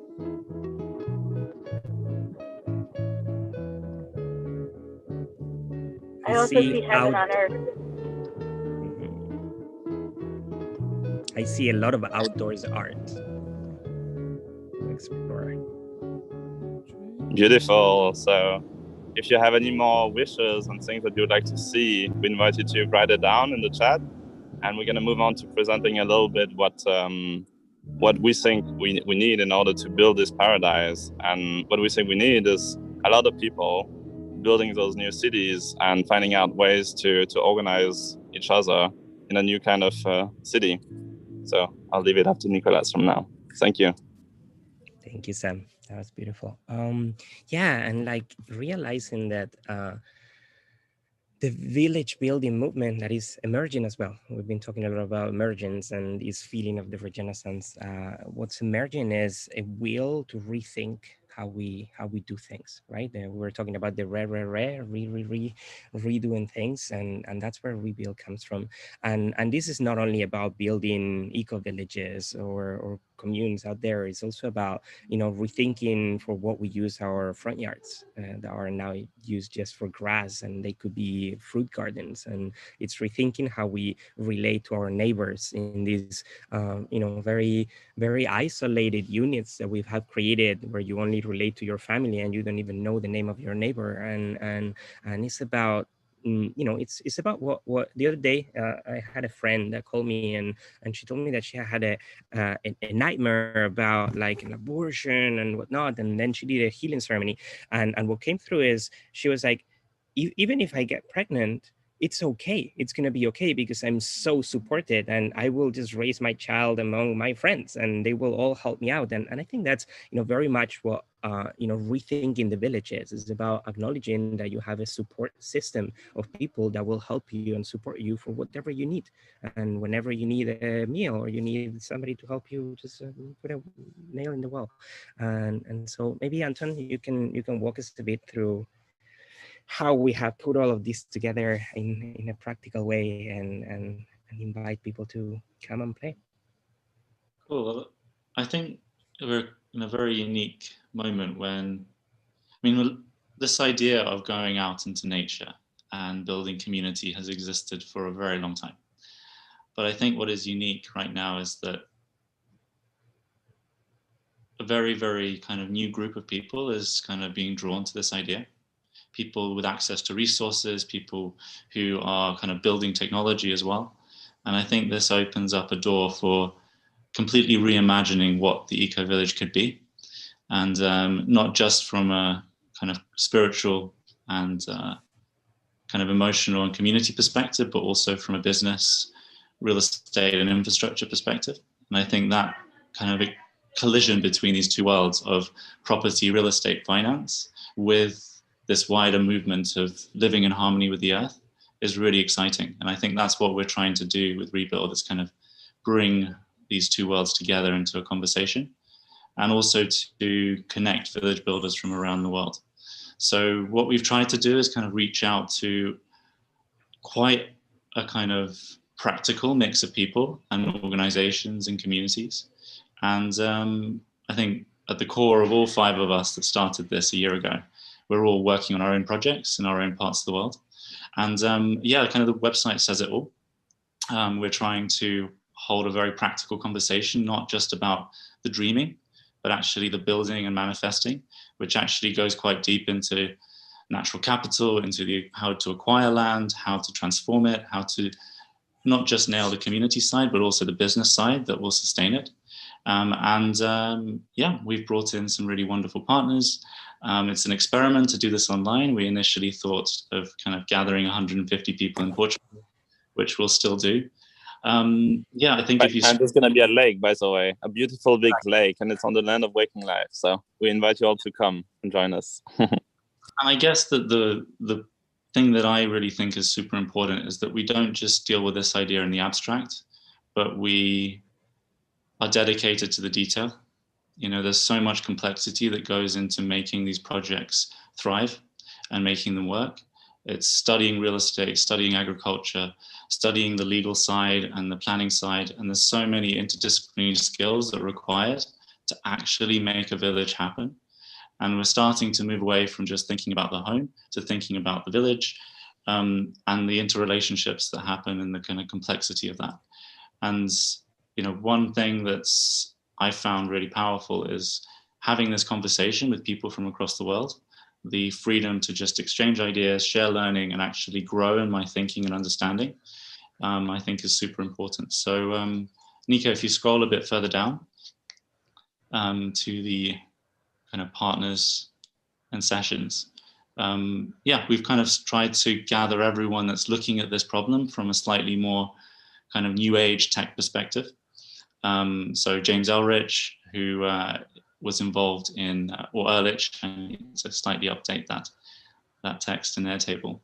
He was one of the kind of grandfathers of looking at the eco-village movement from a tech perspective. We've got Seeds, we've got Burning Man and Fly Ranch, and a lot of people that are actually in architecture, planning, financing of real estate projects. And I think, yeah, we've started to build up this program of like over 100 sessions and with over like 70 partners. And hopefully this can be effectively a launch pad into lots of regional events that can happen around the world, where we actually go to places that are actually starting villages and support them and learn from them, and hopefully inspire many more real projects, not just ideas, but actually real building happening around the world. Because yeah, it's super important to make this happen in a practical way. And I'm doing my piece in the UK, and I know Sam and Annie have bought a place in Portugal, and Nico is looking for land in Mexico. And that's what's exciting, is that we're not just talking about it, we're trying to build it, and we're trying to support each other in the process. So yeah, sign up, go to re-build.co, and yeah, look forward to continuing the conversation. And I think what's unique is we have over 40 projects that are actually telling their story during the event. So you can really learn from experience. And yeah, this is actually a sketch of a real place. that we're imagining here in the UK as well. So just a reminder, this will happen April 30th till May 2nd. You can register online, and yeah, and also we'll be weaving deeply with Regenera, with the city of Regenera, the one of the neighborhoods of Regenera, which is the village that you can visit in our Utopia, will be interlinked with what we will build for Rebuild to become a space for conversations around building villages and rethinking we live. So I'll also post the link for that in there. Yeah, and thank you so much. yeah, thank you, Nico, for inviting us, and be beautiful event you put together. Thank you. I want to just come in and just share my ultra super gratitude with Anton and Sam and Ani. It's so good to see you. And hey, good to see you. It's good Looking to forward to see see you. you in person one day. yes, in soon. Portugal. I'll see you in Portugal. Let's do it. It's been a really tremendous day, morning. Like, wow. I mean, we've had so many amazing creators sharing, some of our partners, including you, Rebuild. And this is the last first session of the day of this container of Regenera Rising. So we have one more planetary salon after this one, and a lot of incredible programming. And as Amanda Joy Ravenhill said right when we kicked this session off, this is not the end. This is just the beginning. The beginning. What's next? What's next? Ah. So one thing that I am very, very, very, very, very, very, very what is this feeling I'm having? I'm like amazed. I'm like not whelmed, but just like, wow, we did a thing. We said we were going to do a thing, and then we did it. We brought all these incredible people together who are dedicated to facilitating this transition and this future. And I am really excited to show you all something really cute, really, really sweet, made in gratitude. And then we're going to transition into a little bit of a ceremony. And then our beloved David Block has come to grace our ears and bodies and spirits with music. And we are so excited for that. We're going to do some art tours this afternoon. But first, I'm going to show you all something cute and sweet. And I just want to make sure it's going to work right. And will you just play little music behind it? It's taken us so many days to make this thing. And it's just a little video, and I've never watched it before. We just finished it. So here we go. Thank you, everyone who helped make this possible. And all these beautiful team members who work so hard, so much love, who built all of the immersive worlds, who did all the illustration, all of the captains of all of the creators in the Design Science Studio, who helped usher and support the 144. Week after week, the visionaries who came and taught and shared their visions and helped us to build bridges to a systemic understanding of how to approach making the world work for 100% of life. Our advisors, Mansoor, those amazing humans who have helped us. All of Gaia, our ancestors, all those whose names we didn't mention here, and all those to come, and our partners.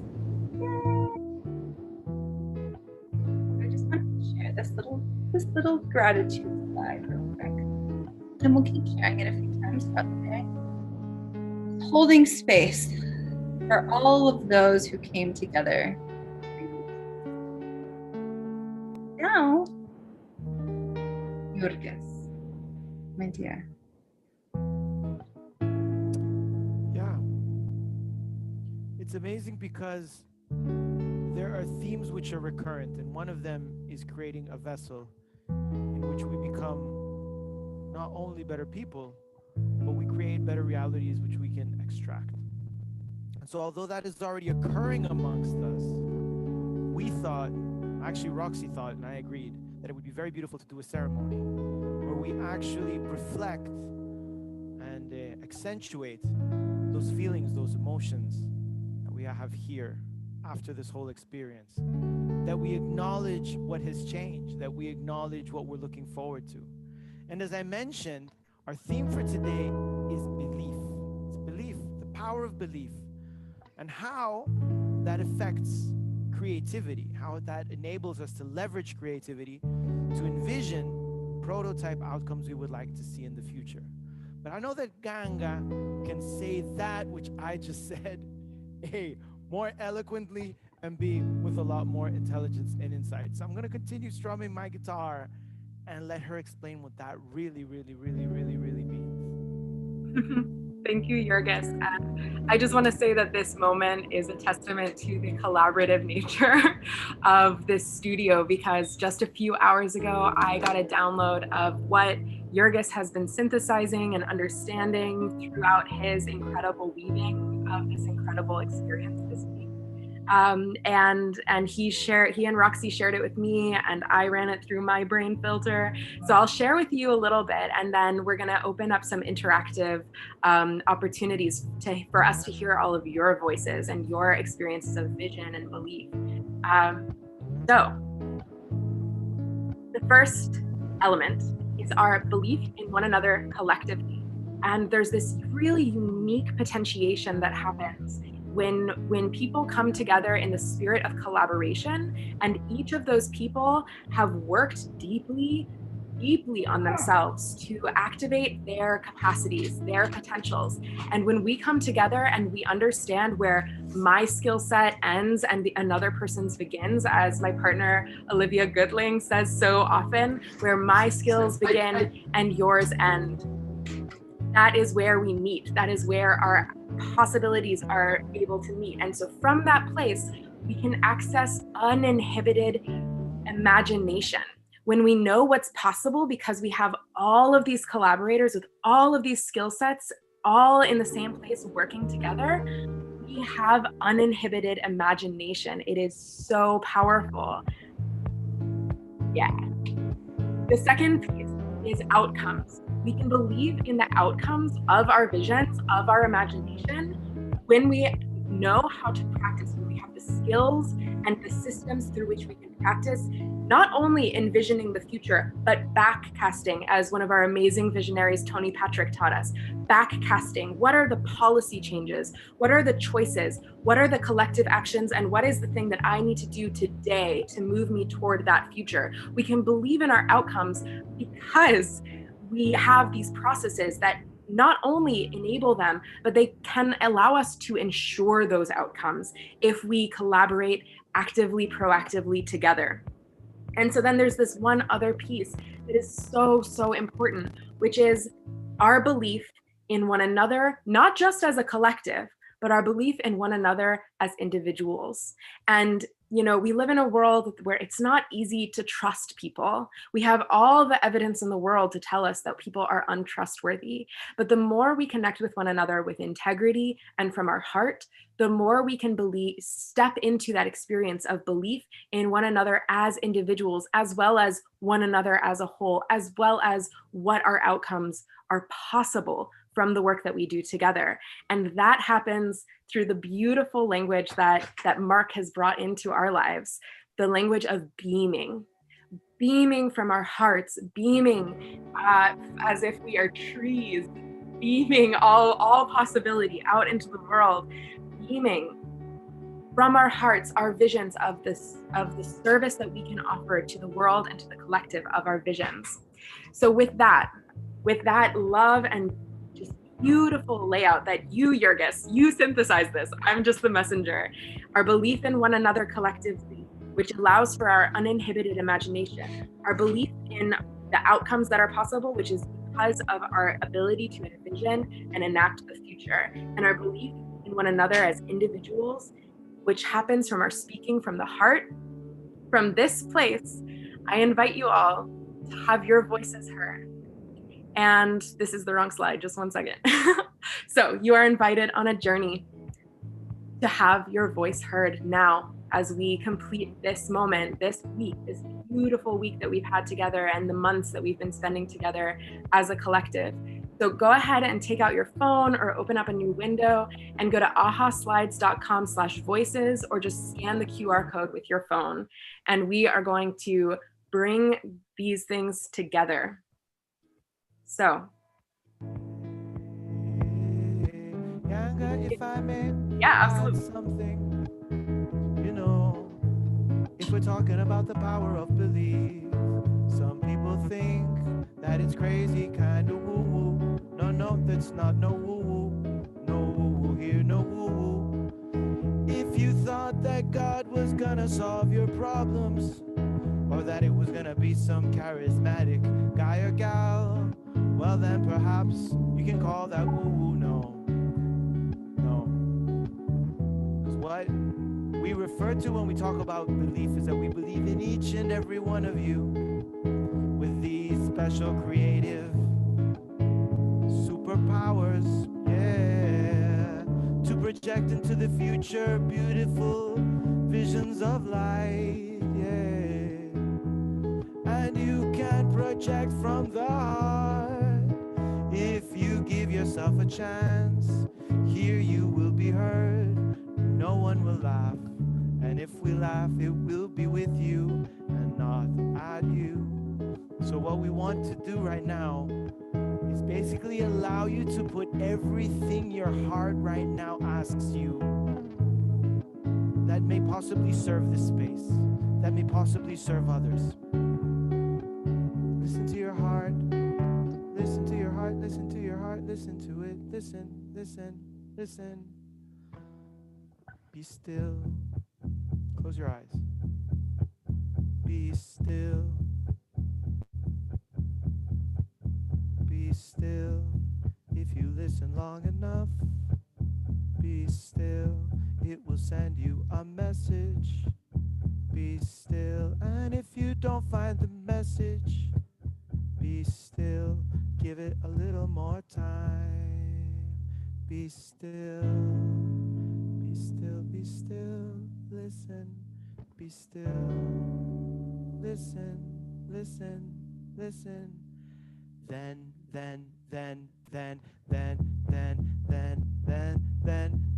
raise your voices, then raise your voices, let me hear it, raise those voices when you heard your heart speak true. Let's hear those voices. I hear abundance, yeah. I hear together reciprocity, learning, resourcefulness, yeah. So many things, I see them on the screen, but I know I would imagine I would enjoy them more if I heard them from you. So this is what you're gonna do if you feel your voice can speak true from the heart. Feel free to unmute. Feel free to grace this space with a word or two. With a word or two. With a word or two. Yeah. Otherwise, be still. Obsession. Love. Love, love, love, love, love. Wonder.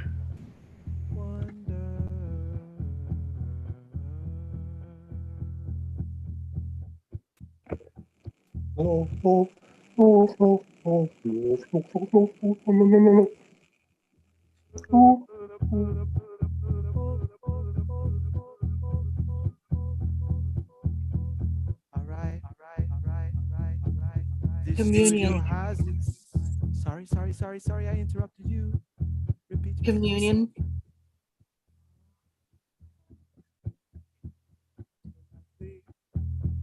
Communion.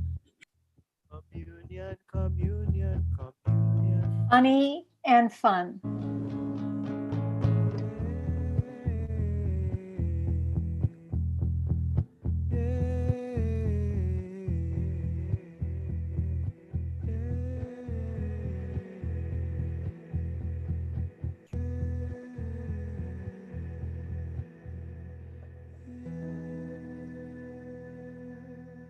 And if you give it some time, you will realize that all those words are inside you. they're inside you. You don't need to put them through here to express them, to feel them. Here in this space, we have filled it with goodness. And so it is a spa for the soul, for the soul. Yeah, it's lovely. You're amongst your own.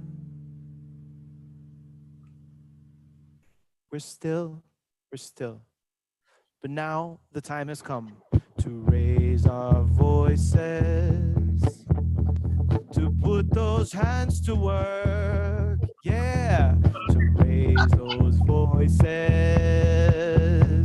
to put those hands to work, to raise those voices, yes, yes, to put those hands to work, to raise those voices, to put those hands to work.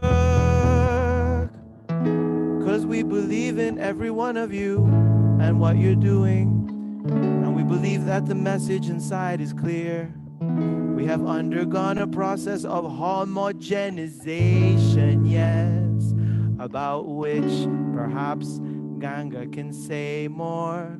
Yes, my dear, perhaps. Well, I have to say, I try to move away from homogenization as much as I can in my work. So I'd like to unpack that with you at some point, Jurgis. We're always in a process of exploring language and refining language, but I would say we've gone through an experience of recalibration with one another.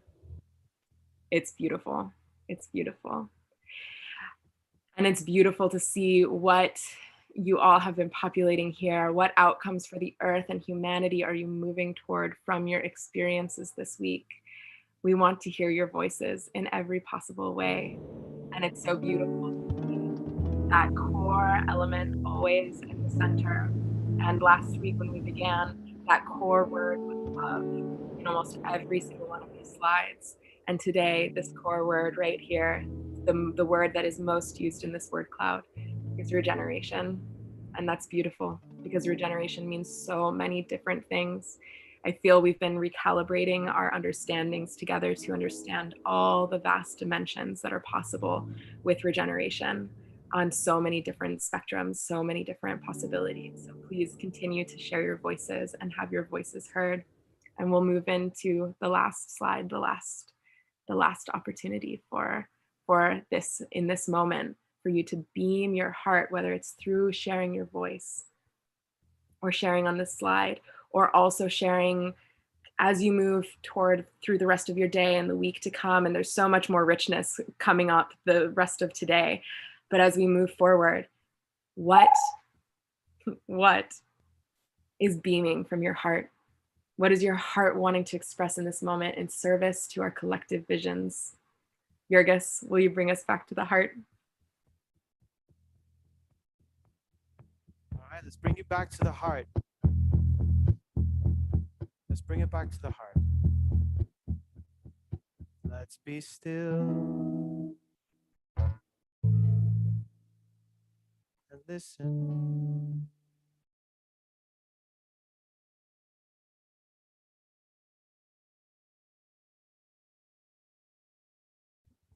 Be still and raise your voices when you have something to say. Raise your voices when there's energy at play. Raise your voices.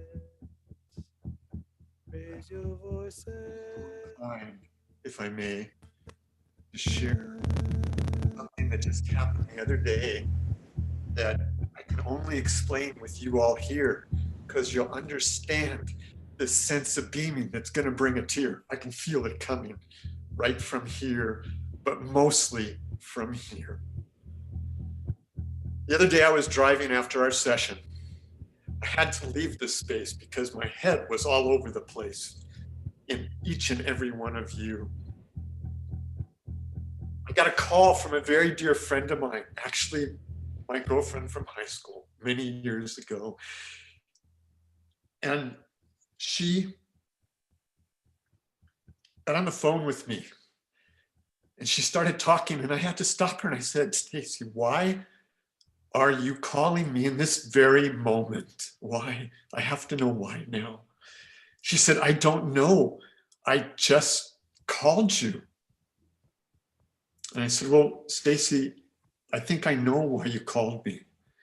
You called me because I was driving just now and I was thinking about a journal that you gave me in 1979 when we ventured in our paths. And I was thinking about this journal because on the cover of this leather-bound journal with a snap to keep it closed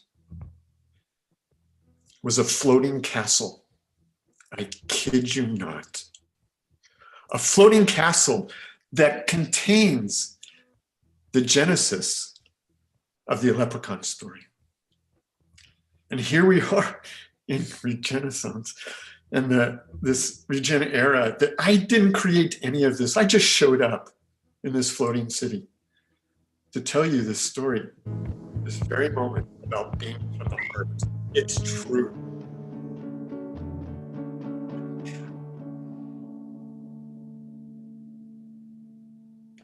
Raise your voices.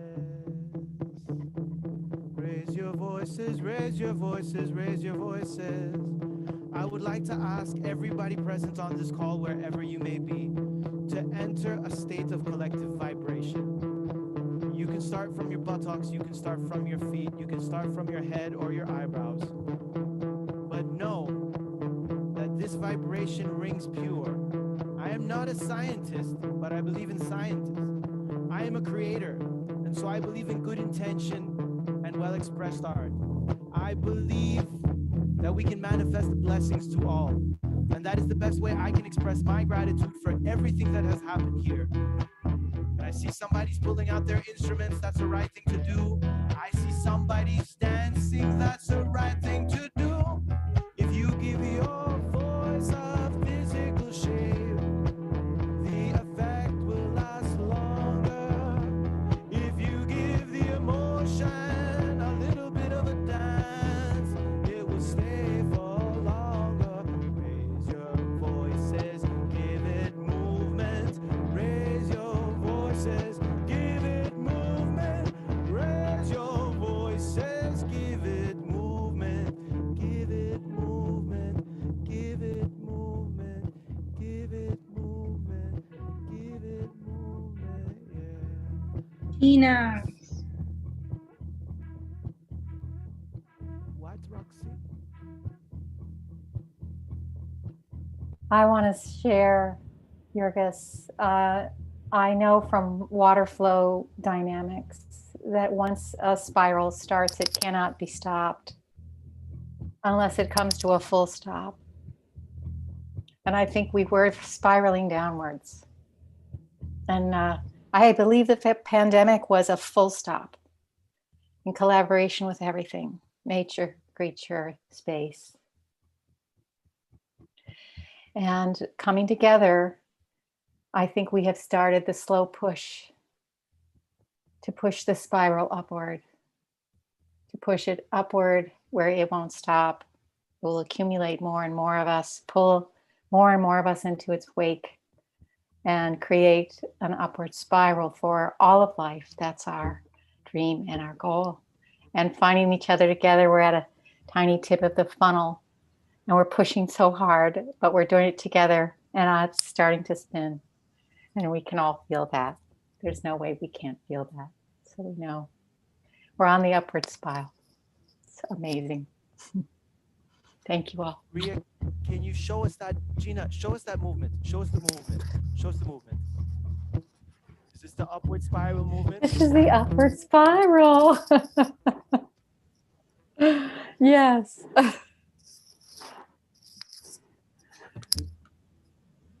Your voices. Homogenization. Yeah. How many new words? I think the Oxford Dictionary people would be really pissed off at us, all of us. You know, it's like, what are you doing there? What are you coming up with? But what if those were the words that define new ways of thinking? Because until you have a vision, you can't have a concept. But once you have a concept, it's free in the world. So I would really like to perhaps begin to close this space, unless anybody else feels that there's something that this vessel requires, something that is inside you, some magic ingredient that this pot needs. Is there anything else that we need to put here? Anything else? Full moon, wolf owl, black owl. I have a yes. Well, okay, so my yes. We got that- this. Is that we have a little bit of playing by those who are the musicians in the space, and a little holding the tune and this beautiful vibration that we all feel. And if we could all sit and close our eyes and really absorb the frequency, the light, the vibration, the resonance of our hearts here together, and take it all in to every cell of your entire being, we will be able to tune back into this moment and retain far more than if we did not take this moment to sit together in this sphere of spheres, in Indra's net. Right now, the reflection and projection of love that you have for each and every one that you have seen, known, become part of this ship, and the love that you have for Roxy and Nico and every one of you who created this. And if I could tune my voice more clearly, I would be able to see this in a way that touched your heart like honey and filled your souls with love.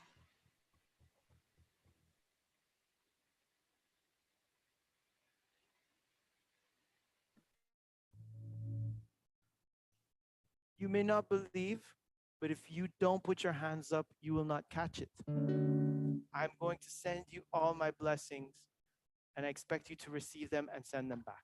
And I expect you to do the same thing as well. And you know, this isn't magic, this isn't real, this is just hardcore hippie bullshit, as some people would say, but it works here. It stimulates the mind, it stimulates the brain, it stimulates all parts of our organism. So you don't need to believe, but I believe in each and every one of you and in what we're doing and its positive effects. And so now I'm going to beam my positive energy onto you. And if you want to help me, we can resonate together. Ready?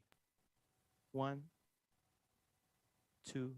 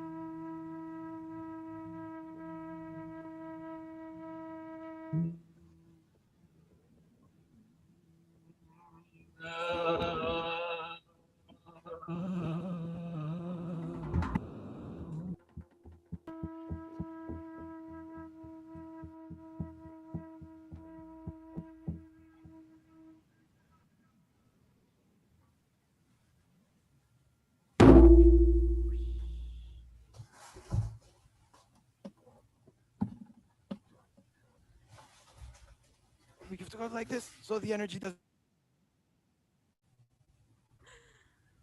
Thank you, Jurgis, and thank you, everyone, whether in this Zoom room or watching on the live stream or watching a replay, who joined in that moment. This moment is forever.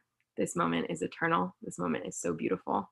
And I am so honored to be introducing my dear friend, my brother, Vincent, who is going to be leading us in a prayer. there's a whole beautiful day of more programming, more opportunities, more gifts that are going to be shared, more art, and much to look forward to. But in this moment, I invite everyone to really stay in this moment of heart-centered resonance, as our dear brother Vincent offers us a prayer. And yeah, Vincent, I'd love for you to introduce yourself, the lineages and the families that you come from, where you are in the world. And I'm so grateful. I just want to say, for every moment that we've shared in the Design Science Studio, I'm so grateful that we've come together in this place, in this way.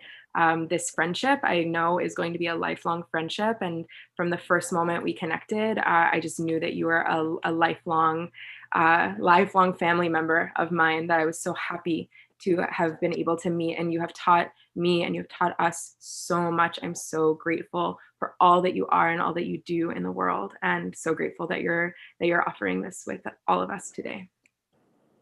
I want to come here to offer more love to Vincent, because it's been so important to have you around and to have your always calm and wise voice, and to have your wisdom. And I know it has grounded me in the most stressful times of the studio. There was always a word from you that was like, that would just like warm my heart. And it's been an honor to share this space with you for all these months. And as Ganga said, this is something that will last a lifetime. And I'm incredibly, incredibly grateful for you, Vincent. Thank you for all the energy that you brought.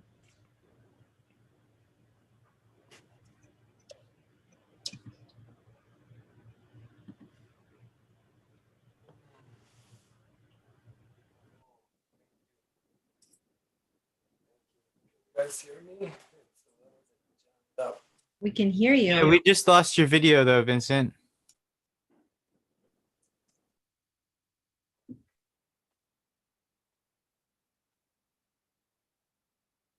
All right.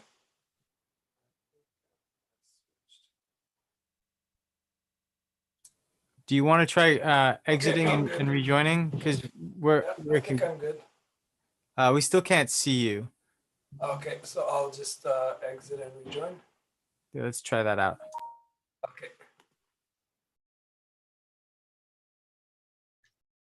I'm reminded in this moment of something I read maybe 2 years ago about the importance of listening, and how we live in a culture that is so much more oriented toward what we can see. And I think, Jurgis, you've done such a great job of inviting us, and I try to do this a lot with my meditations, of inviting us to close our eyes and drop into what we're listening to, and the significance in so many myths and so many wisdom traditions.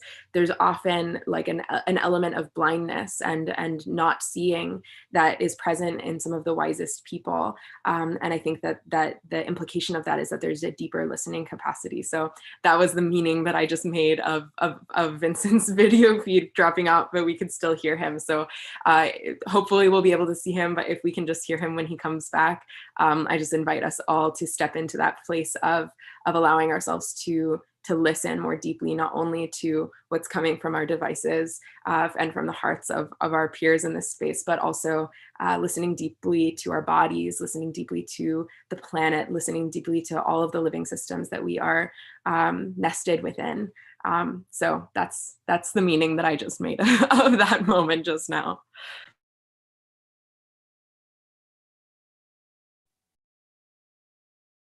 Beaming, my dear, you're beaming. Yeah, and just a heads up, we're still waiting for him. He hasn't been able to make it back in. So hopefully, I'd say let's give him another minute. And otherwise, I know David. He just messaged me that he's going to join from his phone. Okay, awesome. Which works great. There you go.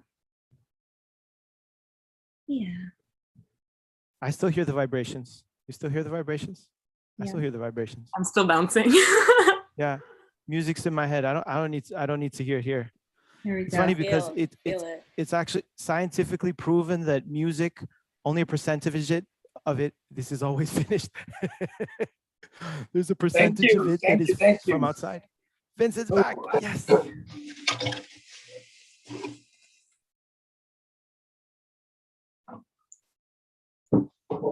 Do we have audio?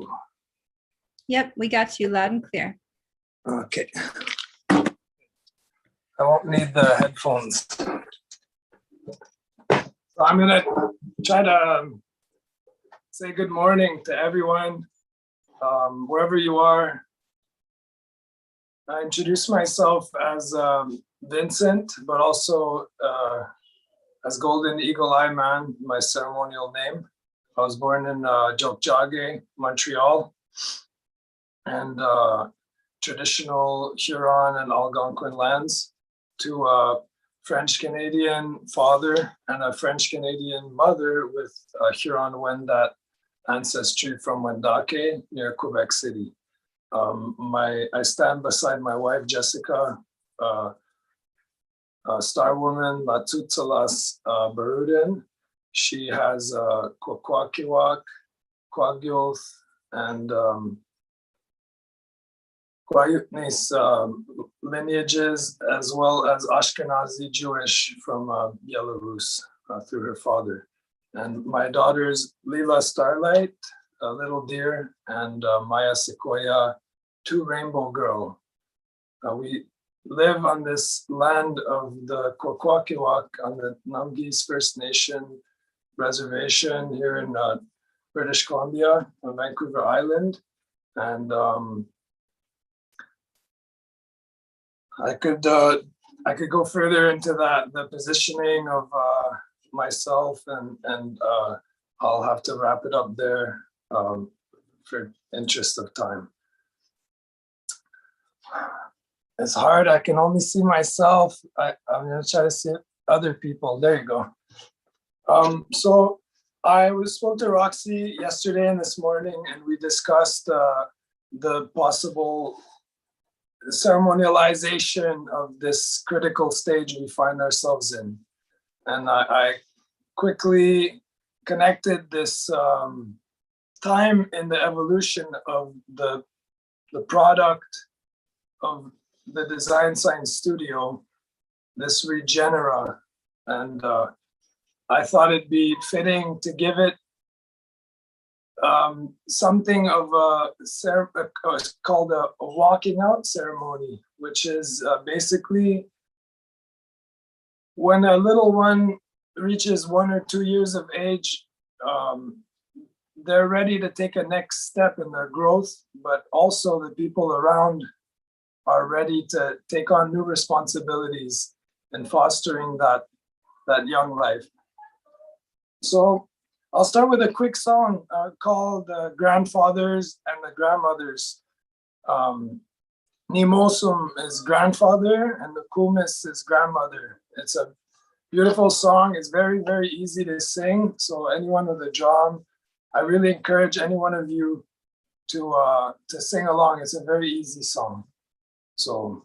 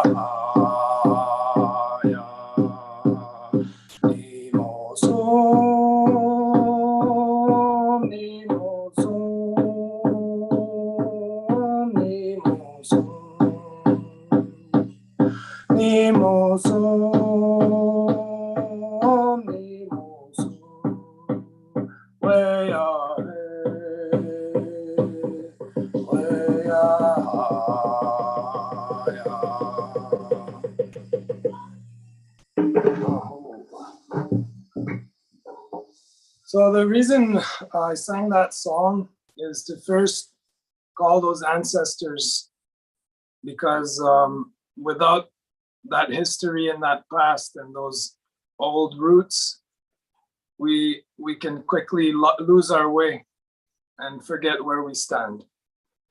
So we bring these ancestral elements in order to guide us in fostering the future as best we can with that guidance. So I put this together as best I could, and I'll try to go through it with you all.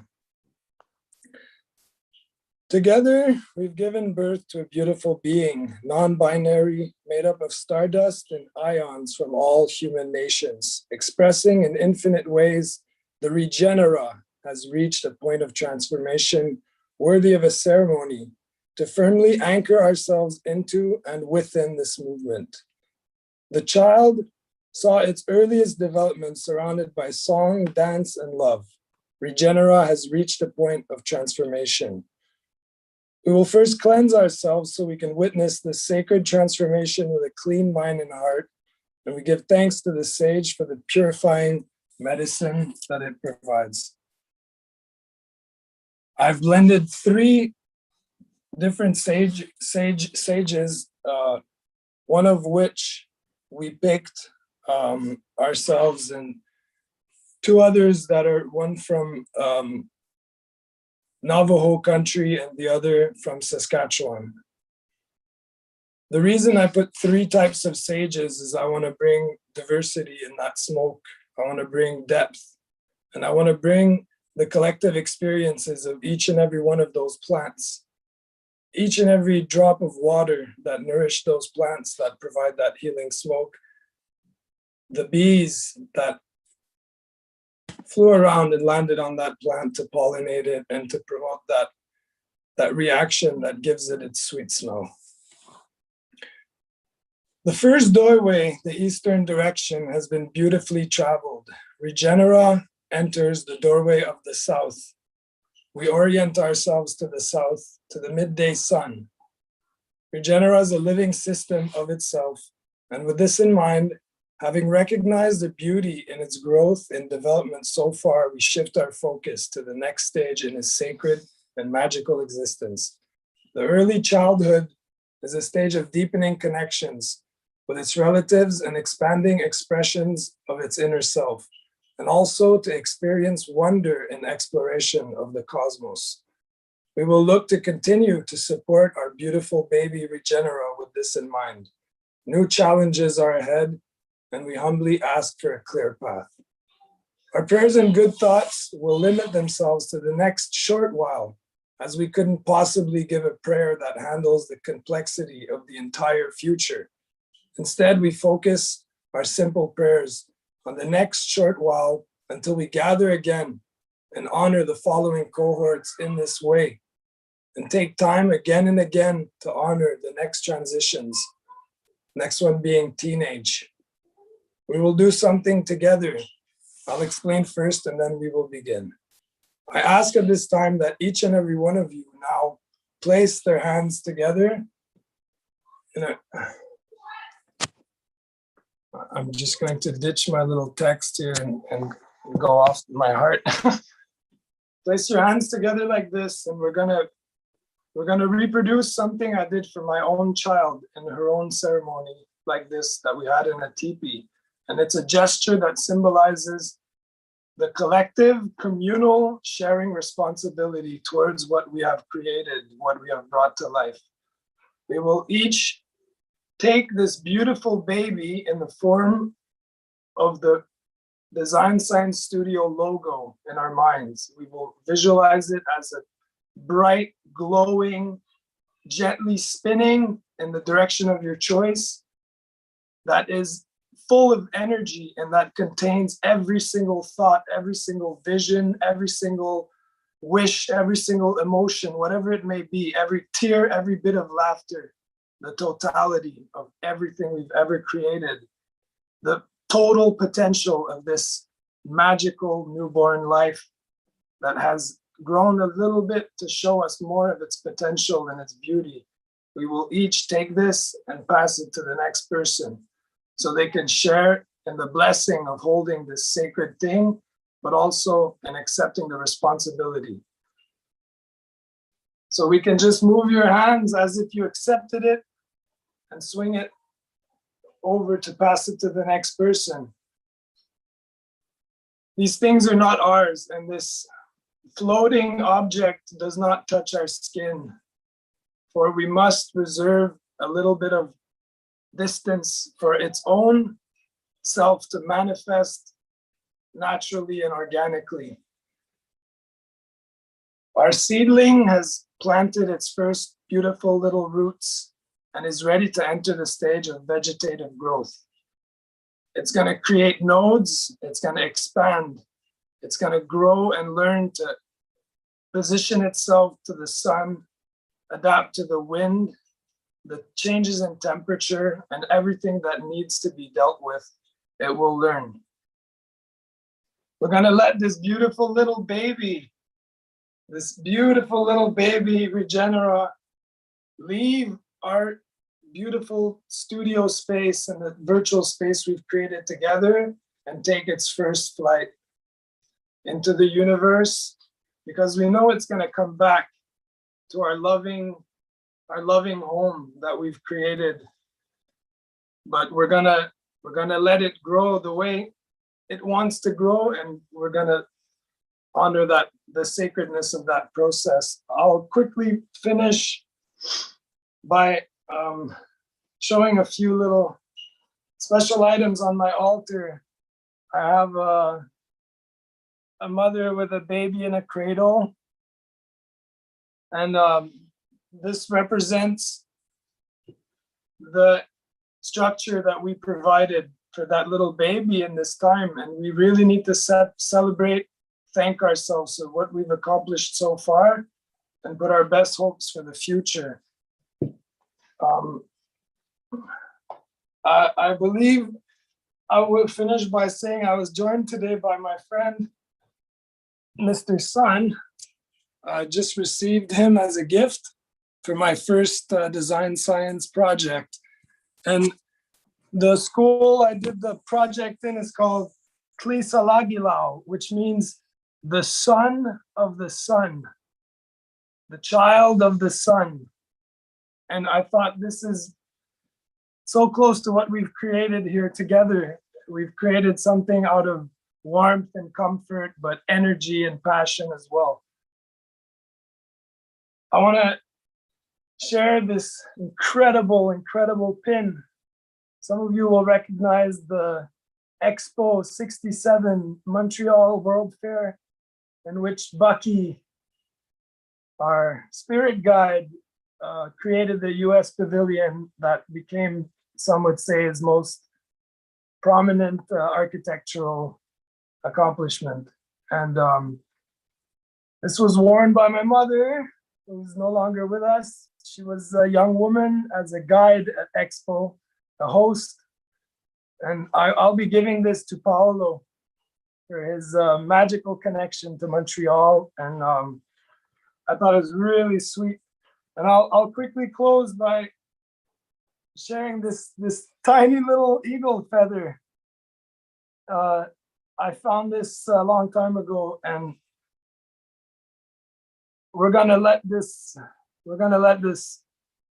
float away, and go wherever it needs to go as a symbol of what we accomplished today. And I'll close by asking my daughter to come. I had an altar this whole time, and it's okay that I didn't film it too much. These things are very sacred, and they don't need too much digital exposure. Maya, come here, please. We're gonna ask my daughter to drink this sacred water in closing this ceremony as a symbol of our hopes and dreams for future generations and for the good things. Come here, sweetheart. The good things we want from them and for them. So you're gonna take the water, say hello to everyone. Hi.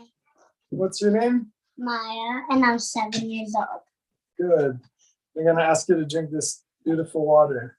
You don't have to drink all of it. Thank you, sweetie. Thank you, everyone. Aho mitakuias and all my relations. Oh, I wanted to say to our little treasure, I say, walk in beauty, little treasure. Aho. Go ahead. Walk in beauty, little treasure. Oh, Vincent, thank you. That was beautiful. Thank you, Maya. Thank you, everyone. Thank you, Vincent. Thank you, everyone. Oof. Okay, thank you. We just take like a moment of silence, maybe three breaths together.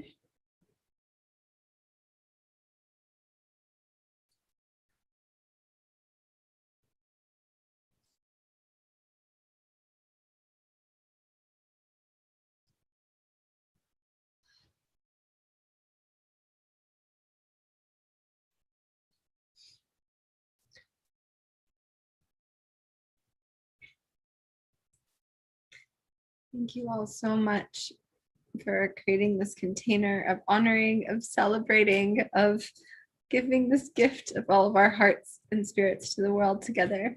I'm excited to share in the rest of this day with you and the rest of this decade and the rest of this life that we are co-creating together for a future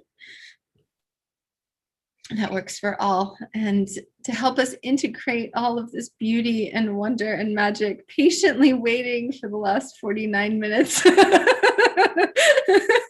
is our brother, David Block. Thank you, David, for being here with us. You just let us know when, I feel, maybe you can introduce yourself and then we'll close the stream and welcome everyone to actually come in the container. Well, they told me you were going to introduce myself. You want me to introduce myself? Oh, no, I mean, you know me better. Yes. I mean, that would be weird if you knew me better than me, but I'll take it. I like the pieces that you know, so that's good. Yes, well, I'm happy to introduce you. David Block is an incredible artist of all kinds, musician, sculptor, does amazing collages and paintings, and has been weaving music from all around the world. And under many different projects, The Human Experience, Gone Beyond, and Beyond. And is a hilarious and wonderful longtime friend, and is super committed and endlessly creative. And we are so grateful to have you with us, love, to take us on a journey today as we celebrate the era of regeneration that we are all in together. Well, thank you. Yeah, thank you for having me. And do you want to do anything else to close, or do you want me to start? Or I just want maybe bring back up Ganga and Nico. Hey, Ganga and Nico. There's Nico, and I don't know where Ganga went. Do either of you have anything you'd like to share to close, or Vincent, or anyone from the studio? I do, but I let Ganga go first if she wants to. What was the prompt? I was just sharing. I was just introducing the David to my husband and sharing about our relationship, David, and just the various beautiful ways we've woven together. So what's the prompt? If there's anything you'd like to say to close as we close the stream and then enter this container with David inside of. Yeah. Well, I think that this moment is a beautiful testament to it all, right? You know, this moment of so many of us who for months have been in deep, nurturance together within the studio and connecting in so many beautiful ways. And what I'm experiencing just in this moment with David coming in is people who are a part of these incredible unfolding movements across so many disciplines, across so many different longings for the healing of the world, bringing their art, bringing their wholeness of who they are, coming into the space and you know, recognizing that it's not just, it's what we've been cultivating within the studio is so incredible and so expansive and so remarkable. And we are a part of this wider web, not only the web of life, but also this web of so many incredible artists, so many incredible creators, so many people who are so devoted to a healing future. And this moment, I think, is just a testament to that and an example of that, and a reminder of how much beauty there is to come, how much more is going to unfold in the years to come, in the weeks to come, in the days to come, at every level. There's so much richness for us to experience. And so though, you know, today is the end of this beautiful week, and this week is the completion of the first cohort. In some senses, I know we'll have a few more meetings. This is so clearly just the beginning, and so clearly just one of many, many beautiful nodes that are a part of this incredible, beautiful web. So thank you all so much for being with me today. Happy Passover to anyone honoring. Happy Full Happy Moon. Passover, Chag Sameach. Yes, thank you. I hope everyone Passover later last night. I know I did. Connecting with family, so beautiful. So just a lot of love to everyone. I am beaming to you all, and thank you, David, so much for being here, and thank you for your patience. Thank you, pleasure. Kanda. And I'll just close this with a thought. I remember a couple months ago, I was with a dear friend, Kyle, and he brought up a question that got us debating for an entire week. And he said, if you needed to choose between treating everything as if everything was sacred or everything was nonsense, what would you choose?